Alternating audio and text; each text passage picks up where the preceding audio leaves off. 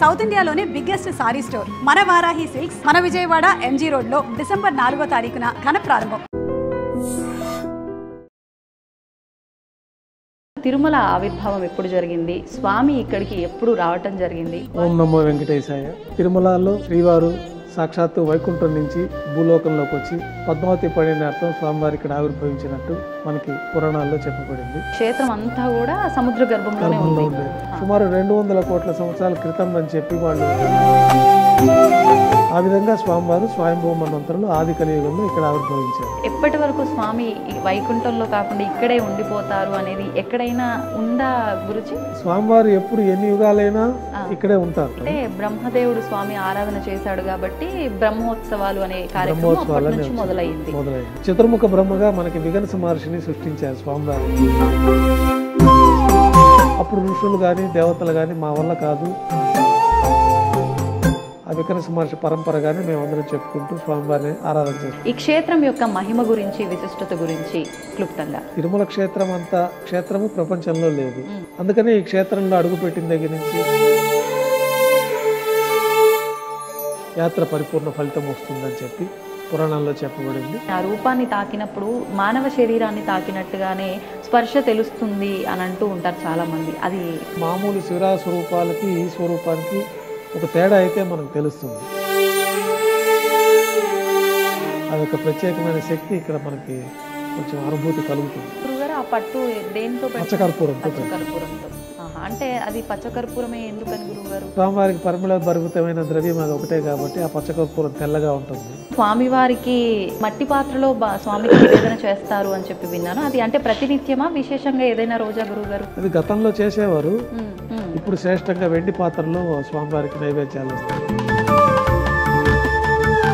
ఆ బ్రహ్మదేవులు ఆరాధన కోసమని ఆ బంగారు పంచపాత్రలు ఉంటాయి. ఇప్పుడు మనకి డిసెంబర్ 30 నుంచి 10 రోజుల పాటు స్వామివారి విశేషమైన అంటే ఉత్తర ద్వారం దర్శనమైన గురుగారు. ఇక్కడ ఉత్తర ద్వారం అనేది ఇక్కడ సాంప్రదాయంలో లేదు.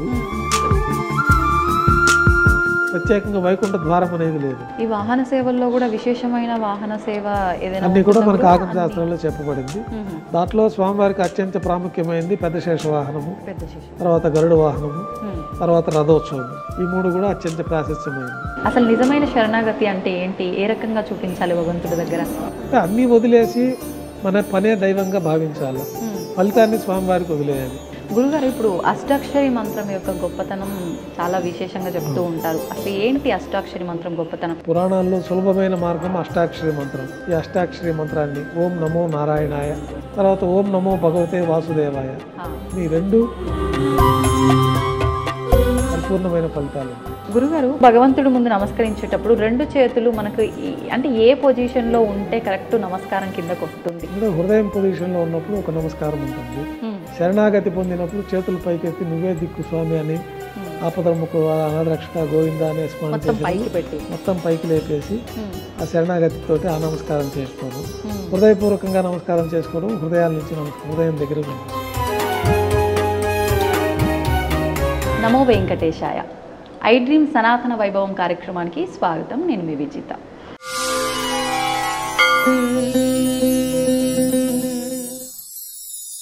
కలియుగ ప్రత్యక్ష దైవం సాక్షాత్తు వెంకటేశ్వర స్వామి అని చెప్పి పెద్దవాళ్ళు చెప్తూ ఉంటారు. అటువంటి స్వామిని దర్శించుకోవటానికి లెక్కలేనంత భక్తులు స్వామివారి అనుగ్రహాన్ని పొందడం కోసం స్వామివారి క్షేత్రానికి బారులు తీరుతూ ఉంటారు. మరి అసలు స్వామివారి ఆవిర్భావం ఎలా జరిగింది, ఆలయ విశిష్టత ఏంటి, ఎంతమంది ఎన్ని రకాలుగా చెప్పినా మళ్ళీ మళ్ళీ స్వామివారి గురించి వినాలని అనిపిస్తుంది, మనకు తెలుసుకోవాలని అనిపిస్తుంది. దాన్ని కరెక్ట్గా చెప్పగలిగిన వ్యక్తి ఉంటే ఆ సమాచారాన్ని తీసుకోవడానికి నిజంగా మనకు ఎంత అదృష్టం ఉండి ఉంటుందో అనిపిస్తుంది. అటువంటి వ్యక్తే ప్రస్తుతం నాతో పాటు ఉన్నారు. తిరుమల శ్రీవారి ఆలయ ప్రధాన అర్చకులు వేణుగోపాల్ దీక్షితులు గారు. ఇప్పుడు గురువుగారితో మాట్లాడి క్లుప్తంగా స్వామివారికి సంబంధించిన వివరాలు కానివ్వండి, క్షేత్రానికి సంబంధించిన విశిష్టతలు, మహిమల గురించి సవివరంగా అడిగి తెలుసుకునే ప్రయత్నం చేద్దాం. నమో వెంకటేశాయ స్వామి. గురుగారు, స్వామి గురించి చెప్పాలంటే అసలు మాటలే సరిపోవని చెప్పాలి. అసలు ముందుగా తిరుమల అనంటే పెద్దవాళ్ళ నుంచి చిన్నవాళ్ళ వరకు ఎటువంటి తారతమ్యం లేకుండా ఎప్పుడు స్వామిని చూస్తామా అనే ఒక ఆతృతతో ఉంటూ ఉంటారు. అంటే విశేషంగా ఈ క్షేత్రానికి ఒక ఆకర్షణ ఉంది అని కూడా చెప్తుంటారు. మనం ఇవన్నీ మాట్లాడుకోబోయే ముందు అసలు తిరుమల ఆవిర్భావం ఎప్పుడు జరిగింది, స్వామి ఇక్కడికి ఎప్పుడు రావటం జరిగింది, వాటి గురించి మాట్లాడుకుందాం. ఓం నమో వెంకటేశాయ. భక్తులందరికీ శ్రీవారి ఆశీస్సులు ఎల్లవేళలా ఉండాలని కోరుకుంటూ, తిరుమలలో శ్రీవారు సాక్షాత్తు వైకుంఠం నుంచి భూలోకంలోకి వచ్చి పద్మావతి పడినార్థం స్వామివారి ఇక్కడ ఆవిర్భవించినట్టు మనకి పురాణాల్లో చెప్పబడింది.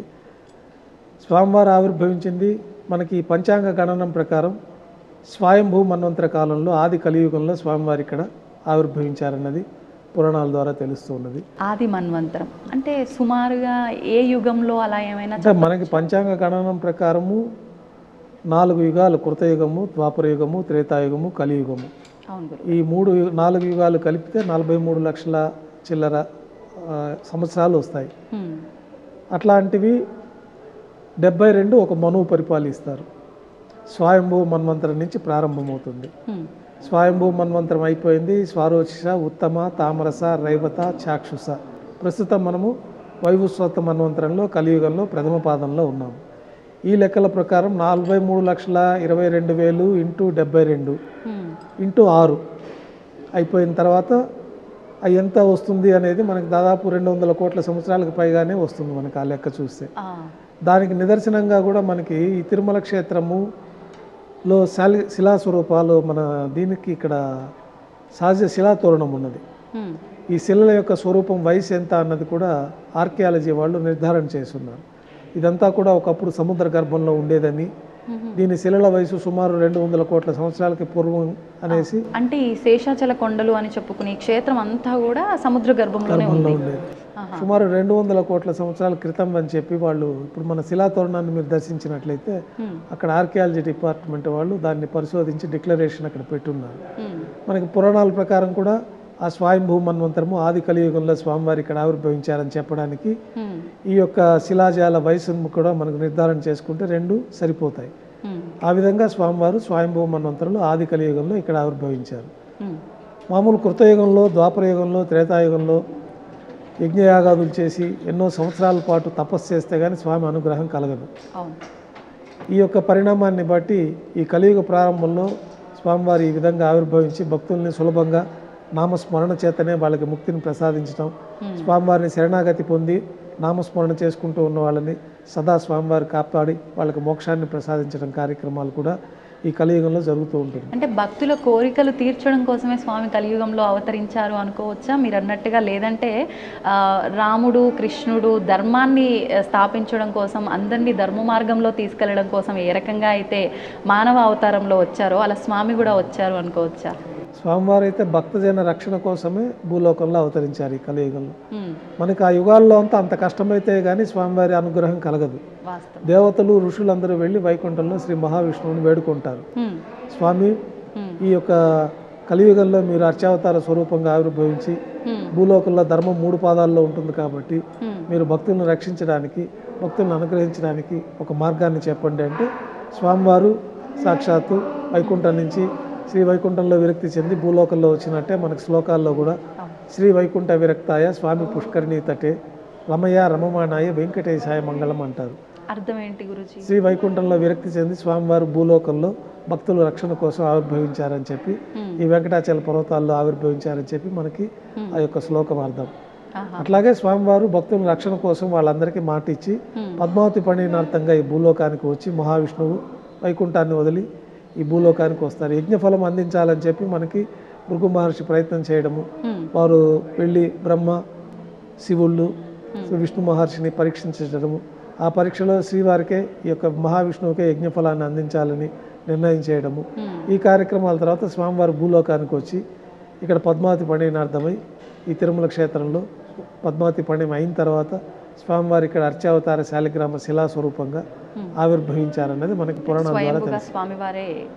మహావిష్ణువే ఇక్కడ ఇప్పుడు వైకుంఠంలో లేరు. మహావిష్ణువు సాక్షాత్తు కలియుగ వైకుంఠమైన ఈ తిరుమల క్షేత్రంలోనే ఉన్నారనేది మనకి పురాణాలు, శాస్త్రాలు కూడా తెలియజేస్తూ ఉన్నాయి. ఎప్పటి వరకు స్వామి వైకుంఠంలో కాకుండా ఇక్కడే ఉండిపోతారు అనేది ఎక్కడైనా ఉందా గురుజీ? స్వామివారు ఎప్పుడు ఎన్ని యుగాలైనా ఇక్కడే ఉంటారు. ఇక్కడే ఉంటారు. దానికి నిదర్శనంగానే మనకి త్రేతాయుగంలో రాముల వారి అవతారం ఉంది. అవును. రాముల వారికి ఆంజనేయ స్వామి వారు అత్యంత సేవకులుగా సేవలు అందిస్తారు.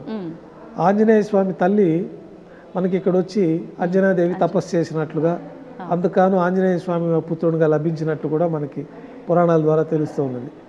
ఆంజనేయ స్వామి, అందుకే మనకు అంజనాద్రి అనే ఒక పర్వతం కూడా ఉన్నది ఇక్కడ. 7 కొండల్లో అంజనాద్రి అనే ఒక పర్వతం కూడా ఉంది. అట్లాగే విశేషంగా దశరథ మహారాజు కూడా వచ్చి పుష్కరిణిలో స్నానం ఆచరించినట్లు కూడా మనకి పురాణాల్లో తెలుస్తూ ఉంటుంది. అంటే ఆది కలియుగంలో స్వామివారు ఆవిర్భవించిన అన్ని యుగాలలో స్వామివారు ఇక్కడ తిరుమల క్షేత్రంలోనే ఉన్నారని చెప్పి ఎంతో మంది ఋషులంతా కూడా ఆయా యుగాలలో వచ్చి స్వామివారిని దర్శించుకొని స్వామివారి అనుగ్రహాన్ని పొందారన్నది కూడా మనకి పురాణాల ద్వారా మనకి ఈ విషయాలన్నీ తెలియపరుస్తూ ఉన్నారు. ఇప్పుడు స్వామివారు అంటే విశేషంగా ఇక్కడ ఆవిర్భవించడానికి కొన్ని రకాల రీజన్స్ చెప్తూ ఉంటారు. అంటే ఏదో పర్పస్ మీద, అంటే అమ్మవారి కోసమో ఏదో ఒక పర్పస్ భక్తుడి కోసమో ఇక్కడికి రావడం జరిగింది. వచ్చిన వెంటనే స్వామివారు ఇక్కడ ఉండాల్సిన ఒక విధానం ఏర్పడింది, అందుకే ఇక్కడ ఉండిపోయారు. ఇలా కొన్ని విధానాలు వింటూ ఉంటాం. అది ఎంతవరకు వాస్తవం గురించి? భక్తుల రక్షణార్థమే స్వామివారు భూలోకంలో, ఈ కలియుగంలో ధర్మం 3 పాదాల్లో ఉంటుంది. ఈ కలియుగంలో మానవులకు కూడా జీవిత కాలం కూడా చాలా తక్కువగా ఉంటుంది. మిగతా యుగాలలో వాళ్ళకి జీవితకాలం ఎక్కువ, ఇక్కడ జీవితకాలం తక్కువ ఉంటుంది. ధర్మం 3 పాదాల్లో ఉంటుంది. ఇట్లాంటి పరిస్థితుల్లో భక్తులందరికీ కూడా స్వామివారిని నమ్ముకున్న వారికి వారి యొక్క కోరికలు తీర్చడానికి, వాళ్ళకి మోక్షాన్ని ప్రసాదించడానికి స్వామివారి ఈ కలియుగాంతం వరకు ఈ భూలోకంలోనే స్వామివారు అర్చావతార శాలిగ్రామ శిలాస్వరూపంగా ఉండాలనుకుంటారు. దానికి ముందుగా గరుత్పంతుల వారికి ఈ విషయాన్ని చెప్తారనమాట. నేను భూలోకంలో స్థిర నివాసం ఏర్పరచుకొని ఉండాలి, దానికి తగిన ప్రదేశాన్ని మీరు చూడండి. గరుత్పంతుల వారు ఇక్కడ వరాహస్వామి ఆది వరాహ క్షేత్రంగా ఉండేది. ఈ వరాహ క్షేత్రంలో వరాహస్వామి వారికి పర్మిషన్ తీసుకొని వైకుంఠంలో స్వామివారికి అత్యంత ప్రీతిపాత్రమైన క్రీడాద్రి పర్వతాలను ఉంటాయి. ఆ పర్వతాలే స్వామివారికి విహరిస్తూ ఉంటారు. ఆ పర్వతాలు స్వామివారి అనుమతితో తీసుకొచ్చి వరాహ స్వామివారి అనుమతితో ఇక్కడ ప్రతిష్ఠించినట్లు ఆ పర్వతాలే మనం ఇప్పుడు చూసుకుంటున్న తిరుమల పర్వతాలు, శేషాచల పర్వతాలు. అంటే ఇక్కడే స్వయంగా ఉన్న పర్వతాలు కాదు, అక్కడ నుంచి వైకుంఠం నుంచి తీసుకొచ్చి ఇక్కడ ప్రతిష్ఠించిన పర్వతాలు. అందువలనే ఈ తిరుమల క్షేత్ర ప్రారంభం నుంచే మీకు దివ్యమైన అనుభూతులు కలుగుతూ ఉంటాయి. మంచి వైబ్రేషన్స్ కూడా అలిపిరి ప్రారంభం నుంచే మనకి ఈ తిరుమల క్షేత్రంలో ఆ యొక్క తరంగాలను కూడా మనం గ్రహించుకోవచ్చు. తెలియని అనుభూతి కూడా కలుగుతూ ఉంటుంది. సాక్షాత్తు వైకుంఠంలో ప్రవేశించిన అనుభూతి కూడా మనకి ఈ యొక్క పర్వతాల మహిమ, స్వామివారి ఇక్కడ ఉండడం, ఈ క్షేత్రం మహిమ, వీటన్నిటి మూలాన భక్తులు ఆ విధంగా ఆస్వాదిస్తూ ఉంటారు. ఇప్పుడు స్వామివారి గురించి మాట్లాడుకోవాలంటే విష్ణుమూర్తి యొక్క అవతారాల్లో ఒక అవతారంగా చెప్పుకోవచ్చా, స్వామి యొక్క రూపాలలో ఒక రూపంగా చెప్పుకోవచ్చా, సాక్షాత్తు విష్ణుమూర్తే ఇక్కడ ఇలా వెంకటేశ్వరుడిగా అడుగు పెట్టాడు అనుకోవచ్చా? విష్ణుమూర్తే వెంకటేశ్వర స్వామి వారిగా కలియుగాంతం వరకు భక్తుల రక్షణ కోసం అవతరించారని మనం చెప్పుకోవచ్చు. ఎందుకంటే ఈ అవతారానికి పర్పస్ వచ్చి ఓన్లీ భక్తుల్ని రక్షించడానికే స్వామివారు ఇక్కడ సాక్షాత్తు వైకుంఠాన్ని వదిలి భూలోకానికి వచ్చేసారు. ఇప్పుడు వైకుంఠంలో స్వామివారు లేరు. వైకుంఠం అంతా తిరుమల క్షేత్రము, ఇక్కడే ఉన్నారు. గంధర్వులు, కిన్నెరులు, కింపురుషులు, యక్షులు, ఋషులంతా కూడా ఈ పర్వతాల్లో అదృశ్య రూపంలో ఉండి స్వామివారిని సదా దర్శించుకుంటూ స్వామివారికి సేవ చేసుకుంటూ ఉంటారన్నది కూడా మనకి పురాణాల్లో చెప్పబడింది. తిరుమల శ్రీవారి ఆలయంలో కూడా ఆ విధానాలు నేటికి పాటించుకుంటూ వస్తున్నాము. ప్రతిరోజు రాత్రి ఏకాంత సేవ పూర్తయిన తర్వాత దేవాలయం తలుపులు మూసివేసి ఇంటికి వచ్చేసిన తర్వాత సాక్షాత్తు చతుర్ముఖ బ్రహ్మదేవులు వారే వచ్చి స్వామివారికి ఆరాధన చేస్తూ ఉంటారు. గంధర్వులు, కిన్నెరులు, కింపురుషులు, యక్షులు, ఋషులంతా కూడా వచ్చి స్వామివారిని దర్శించుకొని స్వామివారి యొక్క అనుగ్రహాన్ని పొందుతుంటారని చెప్పి మనకి ఈనాటికి కూడా ఆ యొక్క తీర్థాన్ని అక్కడ ఉంచడము. అట్లాగే స్వామివారు వైకుంఠం నుంచి ఇక్కడికి వచ్చి పద్మావతి అమ్మవారిని వివాహం చేసుకున్న తర్వాత కన్యామాసం శ్రవణ నక్షత్రం రోజున ఇక్కడ శిలాస్వరూపంగా ఆవిర్భవించారని చెప్పి ఆ ప్రతీకగానే బ్రహ్మదేవుల వారే ఈ యొక్క స్వామివారికి ఆరాధనలు, బ్రహ్మోత్సవాలు కూడా నిర్వహించారని చెప్పి, అందుకే బ్రహ్మోత్సవాలు అని చెప్పి మనం ప్రతి ఏటా అత్యంత వైభవంగా స్వామివారికి 9 రోజుల పాటు పుట్టినరోజు వేడుకలలాగా మనం ఆ యొక్క బ్రహ్మోత్సవాలు నిర్వహిస్తూ ఉంటాం. అంటే బ్రహ్మదేవుడు స్వామి ఆరాధన చేశాడు కాబట్టి బ్రహ్మోత్సవాలు అనే కార్యక్రమం అప్పటి నుంచి మొదలైంది. అంటే స్వామి అవతరించిన వెంటనే ఈ క్రతువు ఆరంభమైందా గురుజీ? బ్రహ్మదేవుల వారే వచ్చి స్వామివారికి ఆరాధన చేశారని, చతుర్ముఖ బ్రహ్మగా మనకి విఘనస మహర్షిని సృష్టించారు స్వామివారే. ఆ విఘనస మహర్షి స్వామివారికి ఆరాధన చేస్తూ ఉంటారు. నవబ్రహ్మంలో విఘనస మహర్షి కూడా చతుర్భుజాలతోటి సాక్షాత్తు శ్రీ మహావిష్ణువు యొక్క స్వరూపంలో నుంచి ఆవిర్భవించి, అంటే ఈ ఋషులందరూ వెళ్ళి స్వామివారిని కలియుగాంతం వరకు మీరు భూలోకంలో ఉండి భక్తులను రక్షించాలని కోరినప్పుడు నాకు వాళ్ళు ఋషుల్ని దేవతలందరినీ పిలిచి తగిన విధి విధానాలు పూజా విధానాలు ఇవి ఏర్పాటు చేస్తే నేను ఉంటాను, దానికి తగిన శాస్త్రాన్ని మీరు ఏర్పాటు చేయవలసిందని వాళ్ళందరినీ కోరుతారు. అప్పుడు ఋషులు కానీ దేవతలు కానీ మా వల్ల కాదు, తమరికి సంతృప్తికరంగా సేవలు అందించే విషయంలో దానికి తగిన మార్గాలు నిర్దేశం చేయడంలో మాకు ఆ శక్తి సరిపోదని చెప్పి స్వామివారిని మీరే దీనికి ఒక తరుణోపాయాన్ని ఆలోచించి చెప్పాల్సిందిగా కోరుతారు. అప్పుడు వారి ఆత్మస్వరూపంలో నుంచి శ్రీ విఘర్ష మహర్షి చతుర్భుజాలతోటి శంకుచక్రాలతో చతుర్భుజాలతో స్వామివారిని విఘర్ష మహర్షిగా ఒక స్వరూపాన్ని ఆవిర్భవింపచేస్తారు. ఆ విఘర్ష మహర్షి భృగు, అత్రి, కశ్యప, మరీచి మహర్షులు పెట్టుకొని ఈ యొక్క స్వామివారి ఆరాధన విధానాలు, స్వామివారి దేవాలయం ఎట్లా నిర్మాణం చేయాలా, విమానార్చన కల్పము, అట్లాగే ఈ వైఘానసులుగా ఆయన పరంపరకు సంతతికి చెందిన మేమందరం కూడా వైఘానసులుగా స్వామివారి ఆరాధన చేస్తూ ఉంటాము. ఆ విఘర్ష మహర్షి పరంపరే మేమందరం కూడా ఇక్కడ ఆచరిస్తూ ఆ విఘర్ష మహర్షి పరంపరగానే మేమందరం చెప్పుకుంటూ స్వామివారిని ఆరాధన చేసుకుంటూ ఉంటాం. మీది ఎన్నో తరం గురువు గారు ఆ మహర్షి పరంపరలో? మహర్షి పరంపర అనాదిగా ఉన్నది. మనకు తెలిసి కలియుగంలో మనకి జ్ఞానం వచ్చి స్వామివారిని గోపీనాథ్ దీక్షితులు అని చెప్పి మా మూల పురుషులు ఇక్కడ స్వామివారి స్వామి పుష్కరిణి దగ్గర ఉన్న వరాహస్వామికి ఆరాధన చేసుకుంటూ ఉంటారు. అయితే ఈ యుగాలన్నీ ప్రళయాలు వచ్చి ఒక్కొక్క యుగం పూర్తి అయిపోతూ ఉంటుంది. మనం ఎన్నో వేల యుగాలకు ముందే ఇక్కడ స్వామివారు ఉన్నారని, ప్రతి యుగంలోనూ ఈ విధంగా స్వామివారు ఈ ప్రళయాలు వచ్చి ఈ భూమండలం అంతా కూడా సముద్ర గర్భంలోకి వెళ్ళిపోవడం, తర్వాత యుగం ప్రారంభంలో సృష్టి మొదలవ్వడం, జీవగణాలకి మనుష్య గణాలకి తగిన వాతావరణాన్ని ఏర్పరచడం, ఇవంతా కూడా స్వామివారు వరాహస్వామివారు అనే స్వరూపంతో చేస్తూ ఉంటారు. ఈ వరాహస్వామివారు కూడా ఈ భూమండలం అంతా సముద్ర గర్భంలో ఉన్నప్పుడు శ్రీ మహావిష్ణువు ముక్కులో నుంచి ఒక చిన్న స్వేద బిందువులాగా ఒక బిందువు వచ్చి ఆ బిందువు ప్రళయాకారంగా వృద్ధి చెంది ఈ సముద్ర గర్భంలో ఉన్న ఈ యొక్క భూమండలాన్ని భూమాతను తీసుకొచ్చి తిరిగి జీవన విధానానికి ఏర్పాటు చేసిన విధంగా మనకి పునఃసృష్టి జరిగినట్లుగా చేయడం అనేది కూడా మనకి వరాహ అవతారం ప్రాముఖ్యంలో తెలుస్తూ ఉంటుంది. అందువల్ల ఈ భూమండలానికి అధిపతిగా వరాహస్వామి వారిని మనం ప్రార్థన చేసుకుంటూ ఉంటాం. స్వామివారి పైన ముక్కు పైన హిరణ్యాక్షులు అనే ఒక రాక్షసుని సంహరిస్తారు సముద్ర గర్భంలో. హిరణ్యాక్షుడు, హిరణ్యకశిపులు వీళ్ళంతా కూడా స్వామివారికి ఒక శాపం వల్ల శత్రువులుగా కొన్ని యుగాలు మీరు మాకు ఉంటారా, మిత్రులుగా కొన్ని యుగాలు ఉంటారంటే శత్రువులుగానే తక్కువ యుగంలో మీకు మళ్ళా ద్వారపాలకులుగా మేము వచ్చేస్తామని చెప్పడము. కానీ ఎవరైనా భక్తుడిగా ఉండాలనుకుంటారు కానీ వారెందుకని వరం అలా కోరుకొని ఉంటారు గురుజీ? అంటే వాళ్ళకి ఇన్ని యుగాల పాటు మీరు శత్రువుగా ఉంటే కొద్ది సమయం, తక్కువ సమయంలో మీరు తిరిగి నా యొక్క వైకుంఠంలో ప్రవేశించవచ్చు.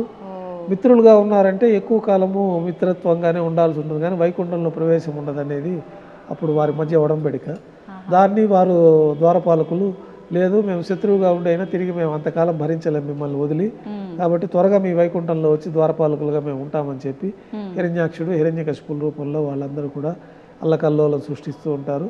వారిని స్వామివారు ఆ యొక్క హిరణ్యాక్షుడిగా చంపేటప్పుడు వరాహ స్వరూపంలో వచ్చి చంపుతారు. హిరణ్యకశిపుల్ని కృతయుగంలో నరసింహస్వామి రూపంలో వచ్చి వారిని సంహరిస్తారు. ఈ విధంగా మనకి పురాణాల్లో చెప్పబడింది. మరి అంతటి వాళ్ళ వరం ప్రకారమే వాళ్ళు అంటే స్వామికే విరుద్ధంగా ఒక వరం కోరుకొని అలా వాళ్ళు స్వామివారి చేతుల్లోనే ఇంకొక అవతారంలో వధించబడ్డారు. మరి వాళ్ళ కడుపులోనే మళ్ళీ అంటే ప్రహ్లాదుడు విష్ణుకి అమితమైన భక్తుడిగా పుట్టడం కూడా అదేమైనా రీజనా? అదే వాళ్ళ సంహారానికి ఒక మార్గం కావాలి కాబట్టి వాళ్ళకి మనకి హిరణ్యకశిపులు వారు విష్ణువుని ద్వేషిస్తూ ఉంటారు కాబట్టి తానే భగవంతుడు అనే కోరికల వల్ల బ్రహ్మదేవుడి దగ్గర తపస్సు చేసి ఈ యొక్క మరణం అనేది లేకుండా అందరికీ అధిపతి తానే దేవతలు నేనే దేవుడు అనే వరాన్ని వాళ్ళు పొంది ఉంటారు కాబట్టి వారి కడుపులోనే వాళ్ళకి ఈ ప్రహ్లాదుడి రూపంలో జన్మించడము, ఆ ప్రహ్లాదుడు విష్ణు భక్తితో ఉండడము, తర్వాత హిరణ్యకశిపుల వారికి కోపం రావడము, వారిని నానా విధాలుగా ప్రహ్లాదుడిని హింసించడము, ఆ సమయంలో స్వామివారు సదా ప్రహ్లాదుడిని కాపాడుకుంటూ రావడము, చివరిగా ఆయన్ని సంహరించాలంటే ఈ భూమండలం మీద కానీ ఆకాశంలో కానీ సముద్రంలో కానీ నేలలో కానీ ఇట్లా మృత్యువు లేకుండా కోరికలు కోరి ఉంటారు. అందుకనే స్వామివారు ఆయన తొడలపైన కూర్చోపెట్టుకొని మానవ రూపంలో కానీ వేరే రూపంలో కానీ చావుకు ఉండకూడదు, దేవతల రూపంలో కానీ ఆ కోరికలన్నిటి మీదట స్వామివారు నరనారసింహ రూపంలో వచ్చి ఈ యొక్క హిరణ్యాక్షుడిని సంహరించి హిరణ్యకశిపుని సంహరించి ప్రహ్లాదుడికి ముక్తిని ప్రసాదిస్తారు. అంటే ప్రతిదీ ఏం జరిగినా కూడా అది దాని వెనకాల ఒక ఆంతర్యంతో స్వామి సృష్టించిన విధానం ఇదంతా కూడా. ఓకే, మీరు అన్నట్టుగా ఇందాక ఒక మాట అన్నారు, అంటే కలియుగంలో స్వామి నామస్మరణే చాలు, ముందటి యుగాలలాగా హోమాలు యాగాలు యజ్ఞాలు అవసరం లేదు, అంటే కలో వెంకట నాయక అంటూ ఉంటారు. దానికి అర్థం అదేనా? దాన్ని ఏ రకంగా అర్థం చేసుకోవచ్చు? అంటే కలియుగంలో వెంకటేశ్వర స్వామి ప్రథమ దేవత, కలో వెంకటనాయక. అట్లాగే వెంకటాద్రి సంస్థానం బ్రహ్మాండే నాస్తికించన వెంకటేశ సమోదేవో నభూతో నభవిష్యతి. ఈ వెంకటాచల పర్వతాలు అంత పవిత్రమైన ప్రదేశం లేదు, ఈ వెంకటేశ్వర స్వామి వారి మించిన దైవం లేదనేది మనకి పురాణాల్లో కూడా చెప్పబడింది. అదే వెంకటాద్రి సంస్థానం బ్రహ్మాండే నాస్తికించన, ఈ బ్రహ్మాండంలో ఇంతకు మించిన సంస్థానం లేదు. వెంకటేశ సమోదేవో నభూతో నభవిష్యతి. ముందు కానీ తర్వాత కానీ ఇంతటి మహిమాన్వితమైన దేవతామూర్తులు, అంత సమానమైన దేవతలు ఎవరు లేరన్నది కూడా మనకి ఈ పురాణాల ద్వారా తెలుస్తూ ఉంటుంది. అందువల్లే స్వామివారిని గోవిందనామ స్మరణ చేతనే ఆయనని శరణాగతి పొందిన వారికి సమస్తమైన కోరికలను తీర్చడం. భక్తులందరూ కూడా గతంలో చాలా పరిమిత సంఖ్యలో వచ్చేవాళ్ళు, జీవితకాలంలో ఒక్కసారి వచ్చి స్వామిని దర్శించుకుంటేనే వాళ్ళ జీవితం ధన్యమైపోయిందని భావించే పరిస్థితులు ఉండేవి. తర్వాత ఈ సౌకర్యాలు పెరగడము, స్వామివారి అనుగ్రహం చేత వాళ్ళందరూ తిరిగి తిరుమల క్షేత్రాన్ని సందర్శించడము, వారి కోరికలన్నీ కూడా పరిపూర్ణంగా తీర్చుకోవడం, సంపూర్ణమైన ఆనందంతో తిరిగి వారి గ్రామాలకు వెళ్ళడం జరుగుతూ ఉంటుంది. ఆ స్వామివారి అనుగ్రహము ప్రతి భక్తుడికి స్వీయ అనుభవాలు ఎన్నో విధాలుగా అనుభవించి ఉంటారు. అందుకే తిరిగి స్వామివారిని వచ్చి దర్శనం చేసుకుంటూ ఉంటారు. అంటే తిరిగి వస్తున్నప్పటికీ అసలు ఫస్ట్ మొదటగా అడుగు పెట్టాలన్నా కూడా స్వామి ఆయన పిలుచుకుంది, అసలు ఈ క్షేత్ర ప్రాంగణంలో కూడా అడుగు పెట్టడానికే వీలు లేదు, ఆయన పిలుచుకుంటాడు భక్తులను అలా అంటారు. అది వాస్తవమే అంటారా? అంతే అండి. స్వామివారి అనుగ్రహం లేదే మనకు స్వామి దర్శనం లభించదు. మనం కోరుకుంటే ఆయన దర్శనం రాదు. స్వామివారు అనుగ్రహిస్తేనే మనకి దర్శనం వస్తుంది. అనుగ్రహం రావాలంటే మనం సదా ఆయన్ని నమ్మి శరణాగతి పొంది నువ్వే దిక్కు స్వామి అని మనం బయలుదేరితే తప్పకుండా స్వామివారు వారికి ఎలాంటి ఇబ్బందులు లేకుండా దర్శనాలంతా కూడా జరిగి స్వామివారి యొక్క అనుగ్రహాన్ని కూడా పొందే మార్గాలన్నీ కూడా స్వామివారే సూచిస్తారు. ఓకే గురుగారు, ఇప్పుడు క్షేత్రం అనగానే అంటే వెళ్ళి ఒక ద్వారం నుంచి వచ్చే అంత చిన్న క్షేత్రం అయితే ఏం కాదు. సాక్షాత్తు స్వామివారు 7 కొండల పైన కొలువై ఉన్నారు. ఈ క్షేత్రం యొక్క మహిమ గురించి, విశిష్టత గురించి క్లుప్తంగా. తిరుమల క్షేత్రం అంత క్షేత్రము ప్రపంచంలో లేదు. ఇంతటి స్వామి ప్రపంచంలో మరెవరూ సాటి రారు. అందుకని ఈ క్షేత్రంలో అడుగుపెట్టిన దగ్గర నుంచి వాళ్ళల్లో ఉండే సమస్తమైన దోషాలు తొలగిపోవడము. ఈ తిరుమల క్షేత్రంలో మొట్టమొదటిసారిగా కూడా ఈ క్రమం ఎట్లా చెప్పబడి ఉందంటే, ఈ స్వామివారికి స్థలం ఇస్తారు. ఇచ్చినప్పుడు స్వామివారు అక్కడ ఉత్తర నైరుతి భాగంలో, దక్షిణ నైరుతి భాగంలో స్వామివారు ఆవిర్భవించి ఉంటారు. అయితే గోపీనాథ్ దీక్షల వారికి వరాహస్వామి చెప్తారు, ఈ కలియుగాంతంలో, ఈ కలియుగ ప్రారంభంలో స్వామివారు అక్కడ ఉన్నారన్న సంగతి మనకు తెలియదు కదా. అప్పుడు ఆయనకి మన గోపీనాథ్ దీక్షితుల వారు, మా మూల పురుషులకి, ఈ వరాహస్వామి వారి దక్షిణ నైరుతిలో చింత చెట్టు కింద వాల్మీకి అంటే పాము పుట్ట కింద స్వామివారు శిలాస్వరూపం ఉన్నది. అర్చావతార స్వరూపంగా స్వామివారి శిలాస్వరూపమైన స్వరూపం అక్కడ ఉంది. మీరు ప్రతిష్ఠించి ఆగమన ప్రకారంగా ఆరాధనలు చేయవలసిందని ఆజ్ఞాపిస్తారు. తర్వాత గోపీనాథ్ దీక్షితుల వాళ్ళు రంగదాసుడు అనే భక్తుని ద్వారా వెళ్ళి అక్కడ స్వామివారిని తీసుకొని ప్రతిష్ఠించి ఫస్ట్ దారోష్ణమైన గోక్షీరంతో స్వామివారికి అభిషేకం గావించి ఆగమోక్తంగా ప్రతిష్ఠ జరుగుతుంది.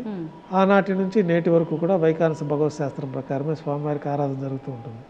ఈ వరాహ స్వామివారికి ఇక్కడ స్థలం ఇచ్చేక ముందు ఒక ఒడంబడిక ఏర్పాటు చేసుకుంటారు. ఏంటి గురువుగారు? ముందుగా వరాహ స్వామివారికే దర్శనం చేసుకోవాలి. వరాహస్వామిలో పుష్కరిణిలో స్నానం ఆచరించడం, తర్వాత వరాహస్వామి వారి దర్శనం చేసుకోవడము, తర్వాతనే శ్రీ వెంకటేశ్వర స్వామి వారి దర్శనం చేసుకుంటే యాత్ర పరిపూర్ణ ఫలితం వస్తుందని చెప్పి పురాణాల్లో చెప్పబడి ఉంది. ఆ యొక్క సాంప్రదాయం ప్రకారం నేటికి కూడా ముందుగా శ్రీ వరాహస్వామి వారికే పూజలు ప్రారంభమవుతాయి. ముందుగా నైవేద్యం కూడా వరాహస్వామి వారికి నైవేద్యం అయిన తర్వాతనే స్వామివారికి నైవేద్యం జరపబడుతూ ఉంటుంది. ఈ మహిమాన్వితమైన క్షేత్రంలో భక్తులందరూ కూడా వచ్చి స్వామివారి యొక్క దివ్యమంగళ శక్తిని, స్వామివారి యొక్క స్వరూపాన్ని దర్శించుకొని క్షణకాలం దర్శించుకుంటారు. మళ్ళీ స్వరూపం అనేది గుర్తుండదు. మళ్ళీ వెనక్కి తిరిగి స్వామివారిని దర్శించుకోవాలనే ఒక అనుభూతి వాళ్ళకి ఎక్కువగా ఉంటుంది. ఎందుకని అంటారు గురువుగారు అలా? అంటే ఆ సాక్షాత్తు శాలిగ్రామ శిలా స్వరూపము అతీతమైన శక్తి కల స్వరూపం కాబట్టి అది మనకి మనసులో నిలబడదు ఆ స్వరూపం. మళ్ళీ ఇంకొకటి కూడా గురువుగారు, అంటే అందరూ చెప్తూనే ఉంటారు అక్కడ పురోహితులు ప్రతి ఒక్కరూ, సెక్యూరిటీ వాళ్ళు, సిబ్బంది ఎవరైనా ఉన్నా కూడా కళ్ళు మూసుకొని అస్సలు స్వామిని మీరు దర్శించుకోవద్దు, కళ్ళు తెరిచి చూడండి అని. అయినా కూడా తెలియకుండానే రాగానే కళ్ళు మూసుకొని నమస్కారం చేస్తూ ఉంటాము. వచ్చే దగ్గర నుంచి అక్కడ స్వామి ముందుకు వచ్చే వరకు ఎన్నెన్నో కోరికలు అనుకుంటూ వస్తాము మనసులో. అక్కడికి వచ్చేసరికి అసలు ఏమీ గుర్తుండవు, అన్నీ మర్చిపోతాము. ఎందుకంటారు అలా? అంటే తెలియకుండానే స్వామివారిని మనసులో నిలుపుకోవాలని చెప్పి వాళ్ళు కళ్ళు మూసుకోవడం అనేది వాళ్ళకి తెలియకుండానే జరుగుతుంది. కానీ మనం స్వామివారిని ఆపాదమస్తకం పాదాల నుంచి శిరస్సు వరకు దర్శనం చేసుకోవాలన్నది మనకి ఆగమ శాస్త్రాల్లో చెప్పవచ్చు. పాదాది మూర్ధ పర్యంతమని మనకి పాదాల నుంచి స్వామివారిని దర్శన క్రమం కూడా ఆ విధంగా తెలియపరుచున్నది. భక్తులందరూ కూడా ఆ క్షణకాలంలో స్వామివారిని దర్శించుకున్న దాంట్లో ఈ యొక్క ఏమేమి కోరుకోవాలనుకున్నారో కూడా అన్నీ మర్చిపోతారు. అయితే వారు కోరుకోకపోయినా వారికి ఏం కావాలో స్వామివారు తప్పకుండా వాళ్ళు అనుకున్న దానికంటే ఎక్కువగానే ప్రసాదిస్తారు. చాలామందికి అది స్వీయ అనుభవం ఉంటుంది. మనం 100 రూపాయల లాభం కోరుకుంటే స్వామివారు 1000 రూపాయల లాభం, 1,00,000 రూపాయల లాభం ఇవ్వదలుచుకుంటారు. కాబట్టి ఆ విధంగా స్వామివారి అనుగ్రహం ఇంతమంది లక్షల మంది భక్తులు కూడా స్వీయంగా అనుభవాలు అయ్యి వాళ్ళు తిరిగి వచ్చి స్వామివారిని దర్శించుకుంటారు. అయితే స్వామివారు అట్లా దర్శనం చేసుకొని పక్కకు రాగానే మళ్ళీ తిరిగి చూడాలనిపిస్తుంది. అది ఆ స్వామివారి యొక్క శక్తి. ఆలయంలో ఉండే ఆ తరంగాలంతా కూడా దివ్యమైన శక్తి తరంగాలన్నీ ఉంటాయి. అవును. ఇప్పుడు అంటే తిరుమల క్షేత్రానికి రావాలి అని అంటే ఎన్నెన్నో వ్యయ ప్రయాసలతో, ఎన్నో కష్టాలతో, ఎంతెంతో సేపు క్యూ లైన్లలో ఉండి ఇబ్బంది పడి చాలా అంటే విసిగిపోతూ ఉంటారు కొంతమంది.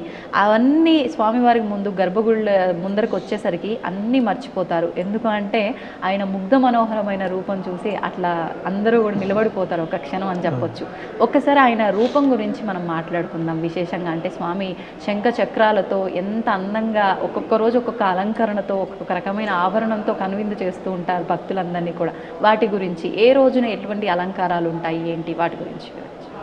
స్వామివారు ఈ భూలోకంలో సాక్షాత్తు మహావిష్ణువు వచ్చి పద్మావతి దేవుని పెళ్లి చేసుకున్న తర్వాత మహావిష్ణువే శిలాస్వరూపం అయిపోయారు. అయినప్పుడు స్వామివారి దోవతి కట్టుకొని ఉంటారు. ఆ దోవతి అట్లాగా మనకి ఇప్పుడు శిలాస్వరూపంలో దర్శించుకోవచ్చు. వేళ్ళన్నిటికీ ఉంగరాలు ఉంటాయి, 10 వేళ్ళకి ఉంగరాలు వేసుకొని ఉంటారు స్వామివారు. ఆ ఉంగరాలతో పాటే శిలాస్వరూపం అయ్యారు కాబట్టి ఆ ఉంగరాలు కూడా మనం స్వామివారి యొక్క శిలాస్వరూపంలో దర్శించుకోవచ్చు. అట్లాగే కాలికి మెట్టెలు, అందెలు, పాగడాలు. స్వామివారి వక్షస్థలంలో మహాలక్ష్మి అమ్మవారు వ్యూహలక్ష్మి రూపంగా సూక్ష్మ స్వరూపంలో వేంచేసి ఉంటారు. అందువల్లనే మనకి స్వామికి ఇక్కడ అభిషేకం శుక్రవారం నాడు చేయడం జరుగుతుంది. అమ్మవారు ఉండటం వల్ల అమ్మవారి ప్రాధాన్యత తీసుకొని శుక్రవారం నాడు అభిషేకం చేయడం జరుగుతుంది. శుక్రవారం నాడు మూలవర్ల అభిషేకంతో పాటు వక్షస్థలంలో ఉన్న మహాలక్ష్మి అమ్మవారికి కూడా విశేషంగా పసుపు జలంతో అభిషేకం జరుగుతుంది. అట్లాగే స్వామివారి కిరీటాన్ని ధరించే శిలాస్వరూపం అయ్యారు కాబట్టి కిరీటంతో పాటే స్వామివారు మనకి ఆ స్వరూపాన్ని మనం శాలిగ్రామ శిలాస్వరూపంగా దర్శించుకోవచ్చు. యజ్ఞోపవీతం ఉంటుంది, నాగాభరణ ఆభరణాలు ఉంటాయి, దశావతార వడ్డాణాలు, ఇవన్నీ కూడా స్వామివారి ఆభరణాలతోటే మనం శిలాస్వరూపంలో దర్శించుకోవచ్చు. అవన్నీ మనకు తెలియాలని చెప్పి మనకి రాజులు ఈ భక్తులందరూ ఆభరణాలు చేయిస్తే ఆభరణాలని మనం బంగారు స్వర్ణాభరణాలుగా స్వామివారికి అలంకరణ చేస్తాం. అంటే సాక్షాత్తు ఇప్పుడు ఒక మానవ రూపంలో అంతా అలంకరించుకొని స్వామి మన ముందు ఉంటే ఎలా ఉన్నారో ఆ రకంగా స్వామివారు విగ్రహ రూపంలోకి మారిపోయారు కాబట్టి అదే విధమైన అలంకరణలు నిత్యము చేస్తూ ఉంటారు. మనం కావాలంటే ఆ ఒక స్వరూపాన్ని ఒక శుక్రవారం నాడు మాత్రమే అభిషేకం సేవ దొరికిన వాళ్ళకి మాత్రమే స్వామివారి ఆభరణాలు కానీ వస్త్రాలు కానీ ఏమీ లేకుండా శాలిగ్రామ శిలా స్వరూపాన్ని మనం శుక్రవారం రోజు మాత్రమే. కానీ చాలా మంది భక్తులు గురువారం రోజు స్వామి ఆభరణాలతో ఉండరు, ఆ రోజే నిజరూప దర్శనం. అయితే ఆ రోజు దోవతి ఉత్తరీయం వేసుకొని ఉంటారు స్వామివారు. కాబట్టి స్వామివారి యొక్క సహజ స్వరూపాన్ని మనము ఈ దోవతి ఉత్తరీయం కప్పబడి ఉంటుంది కాబట్టి ఆ రోజు కంటే శుక్రవారం నాడు పూర్తిగా అవి కూడా తీసేసి స్వామివారికి ఒక కౌపీనం మాత్రమే పెట్టి అభిషేకం చేస్తాము. ఆ రోజు ఇంకా సంపూర్ణంగా స్వామివారి యొక్క దోవతి, ఆ దోవతి కట్టిన విధానంలో ఉండే మడతలు ఇవన్నీ కూడా శిలాస్వరూపంలో మనం దర్శించుకోవచ్చు. ఇప్పుడు స్వామివారి విగ్రహానికి సంబంధించి కూడా భక్తులలో అంటే ఎవరు చూశారు, ఎవరు విన్నారు, ఎవరు చెప్పారో మరి వాళ్ళు ఊహించుకున్నారో తెలియదు కానీ చాలా చాలా సందేహాలు. మరి అవి నిజాలా లేదంటే మూఢనమ్మకాల, వాళ్ళకి నోటికి వచ్చినట్టు మాట్లాడుతున్నారా, అసలు వాస్తవం ఏంటనేది తెలియదు గురుగారు. స్వామివారి వెనకాల ప్రాంతం ఎప్పుడు కూడా తడిగానే ఉంటుంది అని చెప్పి, స్వామివారి వెనకాల వెంట్రుకలు ఉంటాయి అని చెప్పి రకరకాలుగా మాట్లాడుతూ ఉంటారు. అవన్నీ ఎంతవరకు వాస్తవాలు? స్వామివారి వెనకాల వెంట్రుకలు ఉండడం అయితే అవాస్తవమే. అది ఏదో తెలియకుండా వారు ప్రచారం చేసుకుంటూ ఉంటారు. స్వామివారు వెంట్రుకలన్నీ కూడా శిలాస్వరూపంలో కలిసిపోయి ఉంటాయి. భుజాల వరకు కేశాలు ఉంటాయి స్వామివారికి, అయితే అది శిలాస్వరూపంలోకి మారిపోయి ఉంటుంది. మనకి మానవుడికి ఉన్నట్టు సహజమైన వెంట్రుకలు అక్కడ ఉండవు కాబట్టి శిలాస్వరూపంలో వెంట్రుకలు అనేది మారిపోయి ఉంటుంది. స్వామివారికి వెనకాల తడి ఉండడము, వెనకాల పూలు వేస్తే అది ఎక్కడో పోయి తేలుతుందండము, ఇవన్నీ కూడా వారు ఏదో కొంచెం ప్రచారంలో చేస్తూ ఉంటారు. వాళ్ళకి అనుభూతి అట్లా అనిపించి చేయడమే కానీ వాస్తవానికి అట్లేమీ ఉండదు. స్వామివారి వెనకాలంతా మేము ఉండి వెనకాల నుంచే స్వామివారికి ఆభరణాలు ముడివేయడము, ఈ అభిషేకం చేసేటప్పుడు స్వామివారి దివ్యమంగళ స్వరూపం అంతా కూడా మనం పరిమళ ద్రవ్యాలతోటి మర్దనం చేయడము, తర్వాత ఈ తైల లేపనం, పురుగు తైలం లేపనం చేయడము, ఈ కార్యక్రమాలు స్వామి మొహానికి మాత్రమేనా మొత్తం బాగా శరీరం అంతా కూడా శుక్రవారం నాడు చేస్తాము. ప్రతిరోజు మొహానికి మాత్రమే ఈ పునుగు తైలం లేపనం చేయడం జరుగుతుంది. ఎందుకని గురువుగారు విశేషంగా ఈ తైలం రాయడం? వర్చస్సు తేజస్సు బాగా భక్తులకు దర్శనం కోసం అనాది నుంచి ఆ పద్ధతిని మనం అవలంబిస్తూ ఉన్నాము. అదేవిధంగా ఈరోజు కూడా మనం స్వామివారికి పునుగు తైలం లేపనం చేయడం అనే కార్యక్రమం సుప్రభాత సేవలో చేస్తాము. స్వామివారిని దర్శించుకునేటప్పుడు స్వామి ఎటు సైడ్ నుంచి నించొని చూస్తున్నా కూడా నా సైడే చూస్తున్నాడు, స్వామి నన్ను చూసి నవ్వుతున్నాడు, ఎంత చక్కటి ఆ నవ్వు కదా అనిపిస్తుంది. అంటే ప్రతి ఒక్కళ్ళు అదే భావన కలుగుతుంది. నిజంగా స్వామి నవ్వుతారా? ఆ విగ్రహం, ఆ ముఖమే అలా అనిపిస్తుందా? ఎప్పుడు స్వామి నవ్వు ముఖం ప్రసన్నవదనంతోనే ఉంటారు. భక్తులకు కూడా వారికి ఆ విధంగానే దర్శనం ఇస్తారు. మనకి స్వామివారు కూడా మనకు ఆగమ శాస్త్రాల్లో చెప్పినట్లు పొద్దున బాల్యంలో ఉంటారు, బాల్యంలో, మధ్యాహ్నం నడి వయసులో ఉంటారు, సాయంకాలం పెద్దవారిగా ఉంటారు. ఆ 3 స్వరూపాల్లో మనకి స్వామివారు కనిపిస్తారు. అనుభూతి మేము వెళ్తూ ఉంటాం కాబట్టి మాకు అనుభూతి తెలుస్తుంది. పొద్దున బాల్యంలో ఉన్నట్టు స్వామివారు చక్కగా ఉంటారు, మధ్యాహ్నం యవ్వనంలో ఉన్నట్టు బాగా తేజవంతంగా ఉంటుంది. రాత్రిపూట కూడా పెద్దవారు మన తాతగారు, తండ్రి గారు, ముత్తాతలను చూసినట్లుగా మాకు ఆ అనుభూతి కూడా ఉంటుంది. భక్తులందరికీ కూడా స్వామివారు ఎప్పుడు ప్రసన్న వదనంతో దర్శనమిస్తారు. అవును. ఇప్పుడు స్వామివారిని అంటే తరచుగా మీరు ఆయనకంతా సేవలు చేస్తుంటారు, అలంకరణలు అన్నీ చేస్తుంటారు. స్వామివారి విగ్రహాన్ని, ఆ రూపాన్ని తాకినప్పుడు మానవ శరీరాన్ని తాకినట్టుగానే స్పర్శ తెలుస్తుంది అని అంటూ ఉంటారు చాలామంది. అది మీకు ఎప్పుడైనా? దివ్యమైన శక్తివంతమైన మామూలు శివరా స్వరూపాలకి ఈ స్వరూపానికి ఒక తేడా అయితే మనకు తెలుస్తుంది. ఒక శక్తి తరంగాలంతా కూడా ఆ స్వామి యొక్క శిలాస్వరూపంలో ఉంటుంది. శాలిగ్రామ శిలాస్వరూపం, సాక్షాత్తు మహావిష్ణువే ఈ స్వరూపాన్ని పొంది ఉంటారు కాబట్టి ఆ దివ్యమైన శక్తి ఆ శిలాస్వరూపంలో ఉంటుంది. మనకు ఆ తేడా మామూలుగా వేరే దేవాలయాల్లో స్వామిని స్పృశించినప్పుడు, ఇక్కడ స్వామివారిని స్పృశించినప్పుడు ఆ యొక్క ప్రత్యేకమైన శక్తి ఇక్కడ మనకి కొంచెం అనుభూతి కలుగుతుంది. నేను ఇలా అడుగుతున్నా అని తప్పుగా అనుకోవద్దు గురుగారు, ఒక క్వశ్చన్ అడగాల్సి వస్తుంది. అంటే చాలామందిలో ఈ సందేహం ఉంది. స్వామి నిజంగా అంటే ఒక మనుషుల పరంగా తీసుకుంటే ఒక అంటే ఆడవారి రూపంలో ఉన్నారా, మగవారి రూపంలో ఉన్నారా? అలంకరణ పైన చూస్తే చీర కట్టులాగా అనిపిస్తుంటుంది. అసలు నిజంగా ఇక్కడ ఉన్నది వెంకటేశ్వరుడేనా, లేదంటే వేరే రూపంలో అమ్మవారి రూపంలో ఏమైనా ఉన్నారా అని చాలామందిలో సందేహము. దాని గురించి ఒక చిన్న, కొంతమందికి గతంలో సుబ్రహ్మణ్య స్వామి అని చెప్పి, ఈ శక్తి స్వరూపం అని చెప్పి కూడా కొంచెం అపోహలు ఉండేవి. కానీ స్వామివారు సాక్షాత్తు మహావిష్ణువే. శ్రీవత్సవం అంటే మా స్వామివారి వక్షస్థలంలో మహాలక్ష్మి అమ్మవారు వేంచేసి ఉన్నారు. ఇతర స్త్రీ స్వరూపం అయితే మహాలక్ష్మి అమ్మవారు ఉండడానికి అక్కడ అవకాశం ఉండదు. పురుష స్వరూపం కాబట్టి మహాలక్ష్మి అమ్మవారు స్వామివారి వక్షస్థలంలో కొలువై ఉన్నారు. దానికి ప్రత్యేకంగానే మనం శుక్రవారం నాడు మహాలక్ష్మి అమ్మవారిని ప్రత్యేకంగా కూడా దర్శించుకోవచ్చు. కాబట్టి స్వామివారి పురుష స్వరూపమే, సాక్షాత్తు శ్రీ మహావిష్ణువు యొక్క స్వరూపమే ఖచ్చితంగా మనం చెప్పవచ్చు. దాంట్లో ఎటువంటి సందేహాలు లేవు. కొంతమంది ఏదో తెలియకుండా దాన్ని ఆ విధంగా సుబ్రహ్మణ్య స్వామి అని చెప్పి, సుబ్రహ్మణ్య స్వామి అయితే వక్షస్థలంలో అమ్మవారు ఉండరు. స్వామివారి వక్షస్థలంలో అమ్మవారు ఉన్నారంటే మహాలక్ష్మి స్వరూపం ఉందంటేనే విష్ణు మహామూర్తి. మీరు ఇందాక ముందే చెప్పారు అంటే కింద పంచ యజ్ఞోపవీతంతో స్వామివారు ఉంటారు అని చెప్పి, పైన అంటే అమ్మవారు ఉన్నారు కాబట్టి చీర కడతారా పైన స్వామికి, కొంగులాగా ఏమైనా వేస్తారా? లేదు, అది ఉత్తరీయం ధోవతి, ఉత్తరీయం కింద మనం అలంకరణ జరుగుతుంది. కిందంతా కూడా వస్త్రం ధోవతి లాగా కడతాము. తర్వాత పైన ఉత్తరీయం అనేది మనం వేసుకుని ఉంటాము. ఆ ఉత్తరీయం కూడా మనం స్వామివారికి అలంకరణ చేస్తాం. వక్షస్థలంలో గురువారం నాడు మనకి ఆభరణాలన్నీ తీసేస్తాం కాబట్టి వ్యూహలక్ష్మి అమ్మవారిని కూడా మనం దర్శించుకోవచ్చు. మామూలు ఆభరణాలన్నీ స్వామివారికి సమర్పించబడి ఉన్నప్పుడు అమ్మవారికి ఒక బంగారు ప్రతిమ రూపంలో మనము వక్షస్థలంలో ఒకవైపు మహాలక్ష్మి అమ్మవారు, మరోవైపు పద్మావతి అమ్మవారిని కూడా మనం ఆ యొక్క ప్రతిమల్ని మనం అలంకరణలో పెడతారు నగలన్నీ వేసినప్పుడు. అమ్మవారిని కూడా మనం దర్శించుకోవచ్చు. ఇప్పుడు స్వామివారికి అంటే రూపము ఇవన్నీ మాట్లాడుకున్నాం, బాగుంది. గర్భగుడి విషయానికి వస్తే కనుక ఒకవైపున అంటే స్వామివారికి ఇంతకు ముందట ఎప్పుడో ఏదో తగిలింది గుణపము అని చెప్పి ఆ దెబ్బ తగిలిన ఆ గుణపం ఏదైతే ఉందో అది గర్భగుడిలోనే స్వామివారికి ఎడమ వైపున ఉంది అని చెప్పి ఇలా రకరకాలుగా చెప్తూ ఉంటారు. అండ్ గర్భగుడిలో ఉన్న దీపాలు కూడా అఖండంగా కొన్ని యుగాల నుంచి వెలుగుతూనే ఉన్నాయి అని చెప్పి అంటూ ఉంటారు. అవన్నీ ఎంతవరకు వాస్తవాలు గురుగారు? అంటే అవన్నీ ఏదో మరి వాళ్ళు చెప్పేవాళ్ళు ఎందుకు, కానీ అట్లాంటివి ఏమి ఉండవు మన ఆలయంలో. ఏం లేదు. స్వామివారి గర్భాలయంలో దీపాలు ఉంటాయి కానీ కొన్ని యుగాలని కాదు. మనం ఎప్పుడు మళ్ళా ఈ కోయిలాల్లో తిరుమంజనం అప్పుడు ఆ దీపాలన్నీ బయట తీసుకొస్తాము, దాన్నంతా బాగా శుద్ధి చేసి మళ్ళీ తిరిగి లోపల పెడతాము. సంవత్సరానికి 4 పర్యాయాలు ఈ కోయిలాల్లో తిరుమంజనం అని చెప్పి ఆలయం అంతా శుద్ధి చేసే కార్యక్రమం ఉంటుంది. అట్లాంటప్పుడు ఆ దీపాలన్నీ అఖండాలు తీసుకొచ్చి బయట పెట్టి ఆ వెండి దీపాలన్నీ కూడా మనం శుద్ధి చేయడం జరుగుతుంటుంది. అట్లా కార్యక్రమాలన్నీ ఉంటాయి కాబట్టి కొన్ని యుగాల నుంచి ఉంటున్నది అట్లాగే అనేది వారు ఏదో మరి అది కొంచెం ఒక అపోహ మాత్రమే అనుకోవచ్చు. మరి గుణపం సంగతి ఏంటి గురువుగారు? గుణపం అనంతాల వారి తోటలో స్వామివారికి గుణపం దెబ్బ తగిలిందని చెప్పి మనకి ఇక్కడ స్థల పురాణంలో అట్లా చెప్పబడి ఉంది. దాని ప్రతీకగానే మనకి మహద్వారం పైన ఆ గుణపం ఉంటుంది, ఏలాడుతూ ఉంటుంది పైన. అది తగిలిందని చెప్పి అందుకనే మనం ఈ తెల్లగా గెడ్డం పట్టు పెడతామనేది ఇక్కడ ఒక పురాణంలో చెప్పబడి ఆ విధానాన్ని అనుసరించి నేటి కూడా ఆ గెడ్డం పట్టు అనేది మనం అక్కడ పచ్చకర్పూరంతో. అంటే అది పచ్చకర్పూరమే ఎందుకని గురువుగారు? స్వామివారికి పరిమళ భరితమైన ద్రవ్యం అది ఒకటే కాబట్టి ఆ పచ్చకర్పూరం తెల్లగా ఉంటుంది. మిగతా గతంలో చందనంతో పెట్టేవాళ్ళు ఒకప్పట్లో స్వామివారికి. చందనంతో పెట్టినప్పుడు అది అంతగా కనిపించేది కాదని చెప్పి తర్వాత పచ్చకర్పూరంతో స్వామివారికి తెల్లగా నామాన్ని అలంకరించడం జరుగుతుంది. మహాద్వారం అంటే గర్భగుడి ముందర ఉండే ద్వారమేనా? మొదట ప్రారంభంలో ప్రవేశించేసే మొదటి గోపురమే మహాద్వారం అంటారు.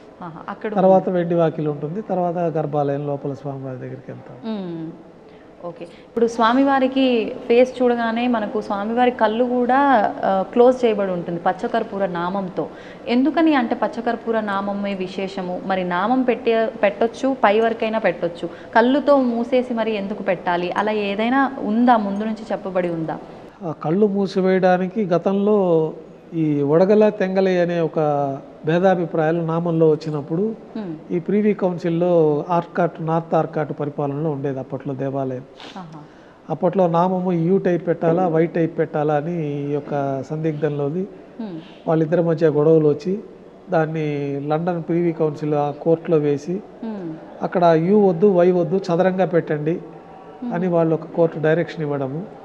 ఆ ప్రకారము స్వామివారికి ఇప్పుడు ఆ సైజులో మనం పెడితే వాళ్ళొక సైజు కూడా నిర్ధారణ చేయడం జరిగింది. ఆ సైజులో మనం స్వామివారికి నామం అలంకారం చేయడంతో కళ్ళు మూత వేయబడుతూ ఉంటాయి. అయితే గురువారం నాడు నేత్ర దర్శనంగా మనము శుక్రవారం అభిషేకం ఏర్పాట్లో భాగంగా నేత్రాలు కనిపించే విధంగా ఆ నామాన్ని చిన్న చేయటం అనేది కూడా మన తిరుమల ఆలయంలో దర్శించుకోవచ్చు. ఆ కోర్టు యొక్క ఆదేశానుసారం ఆ విధంగా చేయవలసి వచ్చింది, కానీ దానికి ప్రత్యేకమైన కారణాలంటూ ఏమీ మనకు పురాణాల్లో ఎక్కడ చెప్పబడలేదు. ఇప్పుడు ఈ 3 నామాలే ఎందుకని గురుగారు? దాని వెనకాల కూడా ఆంతర్యం ఏమైనా ఉందా? అంటే నామం సైజు ఇలా పెట్టాలి ఈ షేప్లో అంటే ఇది కోర్టు ఆదేశాల మేరకే. మనకైతే కస్తూరి తిలకం అనేది ఒక తిలకము సెంటర్లో పెట్టుకోవడం అనేది ఒకటి సహజసిద్ధంగా అనాది నుంచి ఉంది. ఈ నామం అనేది స్వామివారి పాదాలు ఆకారంలో మనకి యూ అంటే పాదం ఇట్లా పెట్టినప్పుడు ఆ యూ షేప్లో అట్లా ఉంటుంది కాబట్టి ఆ యూ షేప్ నామం అట్లా ఉంటుంది. స్వామివారికి కూడా ఆ నామాన్ని అట్లా అలంకరించి మధ్యలో నల్లటి కస్తూరి తిలకాన్ని మనము ఈ పునుగు దీంతో మనం కస్తూరి తిలకం అనేసి ఈ కస్తూరి ముఖం నుంచి వచ్చిన దాంతో కస్తూరి కూడా మనం అలంకారం చేయడం జరుగుతుంది. ఓకే. అయితే చాలామంది విశ్వసిస్తూ ఉంటారని నేను విన్నాను, అది వాస్తవమో ఏంటో తెలియదు కానీ తిరుమల క్షేత్రంలో కూడా అంటే షాపింగ్ మాల్స్ వాళ్ళు కానివ్వండి, ఇక్కడ నివసించే వారందరూ కూడా మిగతా రోజులంతా స్వామి పచ్చకర్పూర నామంతో కళ్ళు కప్పవేయబడి ఉంటాయి. గురువారమో మీరు చెప్పినట్టుగా ఒక్కరోజు మాత్రమే తీయబడి ఉంటుంది. ఈ రోజున స్వామి అందరినీ చూస్తుంటాడు, ఆ రోజున అబద్ధాలు ఆడకూడదు, ఇలా నిష్టగా ఉండాలి అని చెప్పి అంటూ ఉంటారట. అంటే ఆయన కళ్ళు మూసుకుంటే ఏంటి, తెరిస్తే ఏంటి, అంతా చూస్తూనే ఉంటాడు ఆయన. మరి దీని గురించి ఏం చెప్తారు మీరు? ఇది భక్తుల విశ్వాసము, వారికి ఆ విధమైన భయం అనేది అనాది కాలం నుంచి ఈ యొక్క తిరుమల క్షేత్రంలో ఇతర ప్రాంతాల్లో వారికి కూడా ఉన్నది ఆ సాంప్రదాయము. స్వామి కానీ దివ్య దృష్టి స్వామివారి స్వరూపం మనము మనం స్వామివారిని చూసిన దానికంటే కూడా స్వామివారి దృష్టిలో మనం పడతాం ఖచ్చితంగా. ఆయన భక్తితోటి మనం తిరుమల క్షేత్రానికి వచ్చినప్పుడు ఆయన దృష్టిలో మనం పడతాము. అది దివ్య దృష్టితో ఉంటారు కానీ స్వామివారి ఇట్లా నేత్రాలు తెలిసి డైరెక్ట్గా మనం చూసినట్టు చూసే విధానం మనకు ఉండదు కదా. ఇప్పుడు మీరు ఇంతకు ముందర చెప్పినట్టు స్వామివారికి వేసిన మాలలు ఇవన్నీ కూడా వెనకాల వేస్తే ఎక్కడో తెలడం ఇదంతా అవాస్తవం అన్నారు. మరి ఈ స్వామివారికి ఉపయోగించినవన్నీ ఏం చేస్తుంటారు గురుగారు? మనకు అనాది కాలం నుంచి శ్రీవారి ఆలయంలో ఈశాన్యం వైపున ఒక బావి ఏర్పాటు చేశారు. అప్పుడు కొద్ది పరిమాణంలో స్వామివారికి పుష్పాలంకరణ జరిగేది. తర్వాత వైభవం పెరిగినాక ఎక్కువ పుష్పాలంకరణ, టన్నుల కొద్ది స్వామివారి కైంకర్యాలకు పుష్పాలు వినియోగించడం జరుగుతూ ఉంది. అప్పట్లో ఆ పుష్పాలని తీసి ఆ బంగారు బావిలో వేయడానికి ఎవరు తొక్కని ప్రదేశంలో ఉండాలని చెప్పి అక్కడ వేయడము, తర్వాత అక్కడి నుంచి తీసుకెళ్ళి ఒక పారే నది దగ్గర కానీ ఒక చెట్టు మొదల్లో కానీ ఎవరు తొక్కని ప్రదేశంలో నిమజ్జనం చేయడం అనేది అనాది కాలం నుంచి ఉంది. శాస్త్రాలు కూడా ఆ విధంగానే చెప్పబడి ఉంది. ఆ యొక్క పద్ధతిని అనుసరించి ఆ బంగారు బావిలో పుష్పాలు వేయడం జరుగుతుంది. తర్వాత మన గార్డెన్ డిపార్ట్మెంట్ వాళ్ళు, ఉద్యానవన శాఖ వాళ్ళు ఆ పుష్పాలను తీసుకెళ్ళి లోయల్లో నిక్షిప్తం చేయడం జరుగుతుంది భూమిలో. అంటే జనావాసం లేని ప్రదేశం, జనావాసం ఎవరు తొక్కని ప్రదేశంలో కొండలు లోయలు ఉన్నాయి కాబట్టి వాళ్ళు దానికి తగిన ప్రదేశంలో దాన్ని నిక్షిప్తం చేయడం జరుగుతుంది. ఇప్పుడు స్వామివారికి ఏదైతే ఈ పువ్వులు ఇవన్నీ మాలలు వస్తున్నాయో, అంటే నెయ్యి పాలు ఇవన్నీ కూడా ఏదో ఒక రహస్యమైన గ్రామం నుంచే విశేషంగా వస్తుంటాయని, ఆ గ్రామవాసులు అంటే వాళ్ళు బయటికి రాకూడదు, ఆ గ్రామంలోకి ఇతరత్ర ఎవరు వెళ్ళకూడదు అని చెప్పి ఒక విషయం నేను విన్నాను. అది ఎంతవరకు వాస్తవం గురువు? ఇదంతా కల్పితాలే కానీ వాస్తవం కాదు. స్వామివారికి ఇక్కడ మన తిరుమల తిరుపతి దేవస్థానం వారు ప్రత్యేకంగా ఈ పశుశాల ఒకటి ఉన్నాయి, దాంట్లో పశువులు ఉన్నాయి.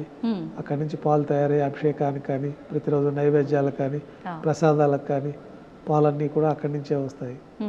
మన పశువులు స్వామివారి దగ్గర ఆధీనంలో ఉండే పశుశాలలోనే ఇవన్నీ తయారవుతూ ఉంటాయి. ఇప్పుడు స్వామివారికి విశేషంగా అంటే మనకు అర్చనలు, అభిషేకాలు, బ్రహ్మోత్సవాలు అన్నారు. ఇలా విశేషంగా నిత్యము ఎలాంటి క్రతువులు జరుగుతూ ఉంటాయి? విశేషంగా ఎలాంటి క్రతువులు జరుగుతూ ఉంటాయి గురుగారు?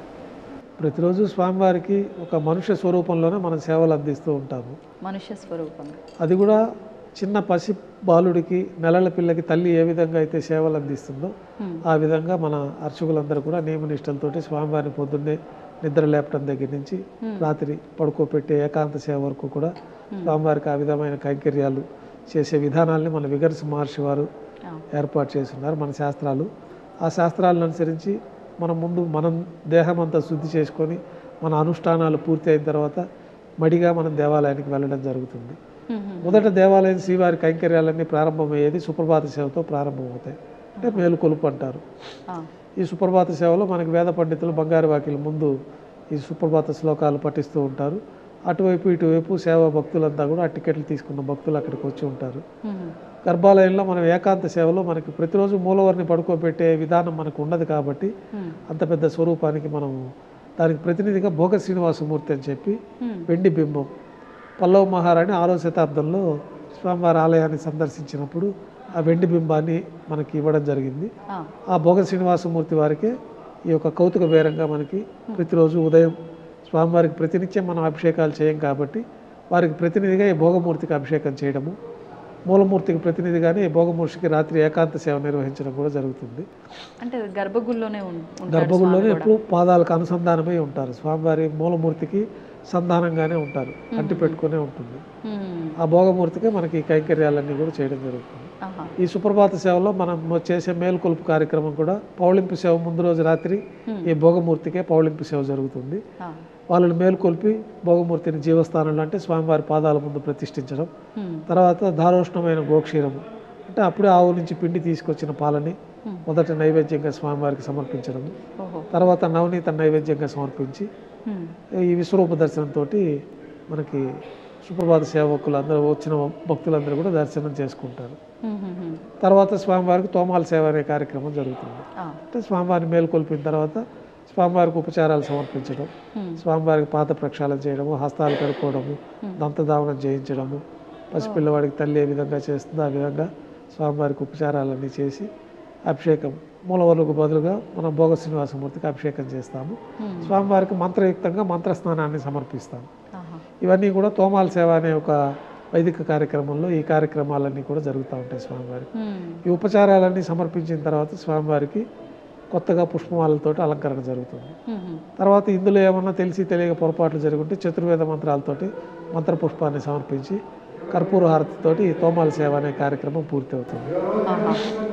కర్పూర హారతి అంటే సాధారణమైన హారత, అంటే ఎన్ని హారతులతో? పచ్చ కర్పూర హారతి, నక్షత్ర హారతి, 27 నక్షత్రాలకు సంబంధించి నక్షత్ర హారతి అని ఒకటి ఉంటుంది.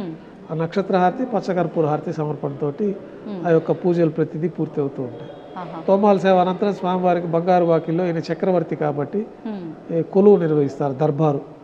పూర్వం రాజుల కొలువులు అంతా కూడా ఆ గ్రామ పురోహితులు, రాజుల ఆస్థాన పురోహితులు వీరందరూ కూడా వెళ్ళి ఉదయాన్నే రాజుగారు సింహాసనంపైకి రాగానే వారిని పరివిధాలుగా స్తుతించి ఆ రోజు తిథివార నక్షత్రాలతోటి పంచాంగ శ్రవణం వినిపించడము, ఆ రోజు విశేషమైన పర్వదినాలు ఉంటే ఆ కార్యక్రమాలంతా కూడా రాజుగారికి విన్నవించే కార్యక్రమం ఒకటి ఉంటుంది. మనకు ఆగమ శాస్త్రం ప్రకారం కూడా శ్రీవారి ఆలయంలో దర్బారు నిర్వహిస్తారు. ఈ దర్బారుకు ప్రత్యేకమైన కొలువు శ్రీనివాసమూర్తి అని ఒక మూర్తి ఉన్నారు, చిన్న మూర్తి. ఆ మూర్తిని బంగారు వాకిల్ లోపల రాముల వారి వేడకి బంగారు వాకిల్కి మధ్యలో ఉండే ఘంటా మండపంలో ఈ యొక్క దర్బార్ నిర్వహిస్తారు.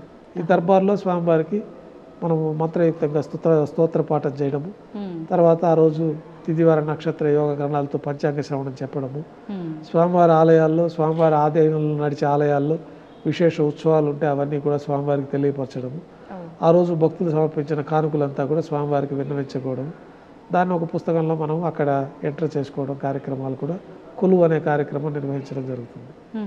ఈ కొలువు పూర్తి అయిపోయిన తర్వాత ఈ కొలువులోనే స్వామివారికి నువ్వుల పొడి, బెల్లం పొడి కలిపిన మిశ్రమాన్ని, సొంటి కలిపి ఉంటుంది, ఒక ప్రత్యేకమైన మిశ్రమాన్ని స్వామివారికి నైవేద్యంగా సమర్పిస్తారు. ఎందుకని గురుగారు ఈ విశేషమైన ప్రసాదమే? అది స్వామివారికి తీపి తినిపించడం కార్యక్రమంలో భాగంగా ఈ కొలువులో స్వామివారికి ఆ ప్రసాదం నైవేద్యంగా సమర్పిస్తారు. తర్వాత స్వామివారికి ప్రీతిపాత్రమైన నవనీతాన్ని కూడా నైవేద్యంగా సమర్పించడం జరుగుతుంది.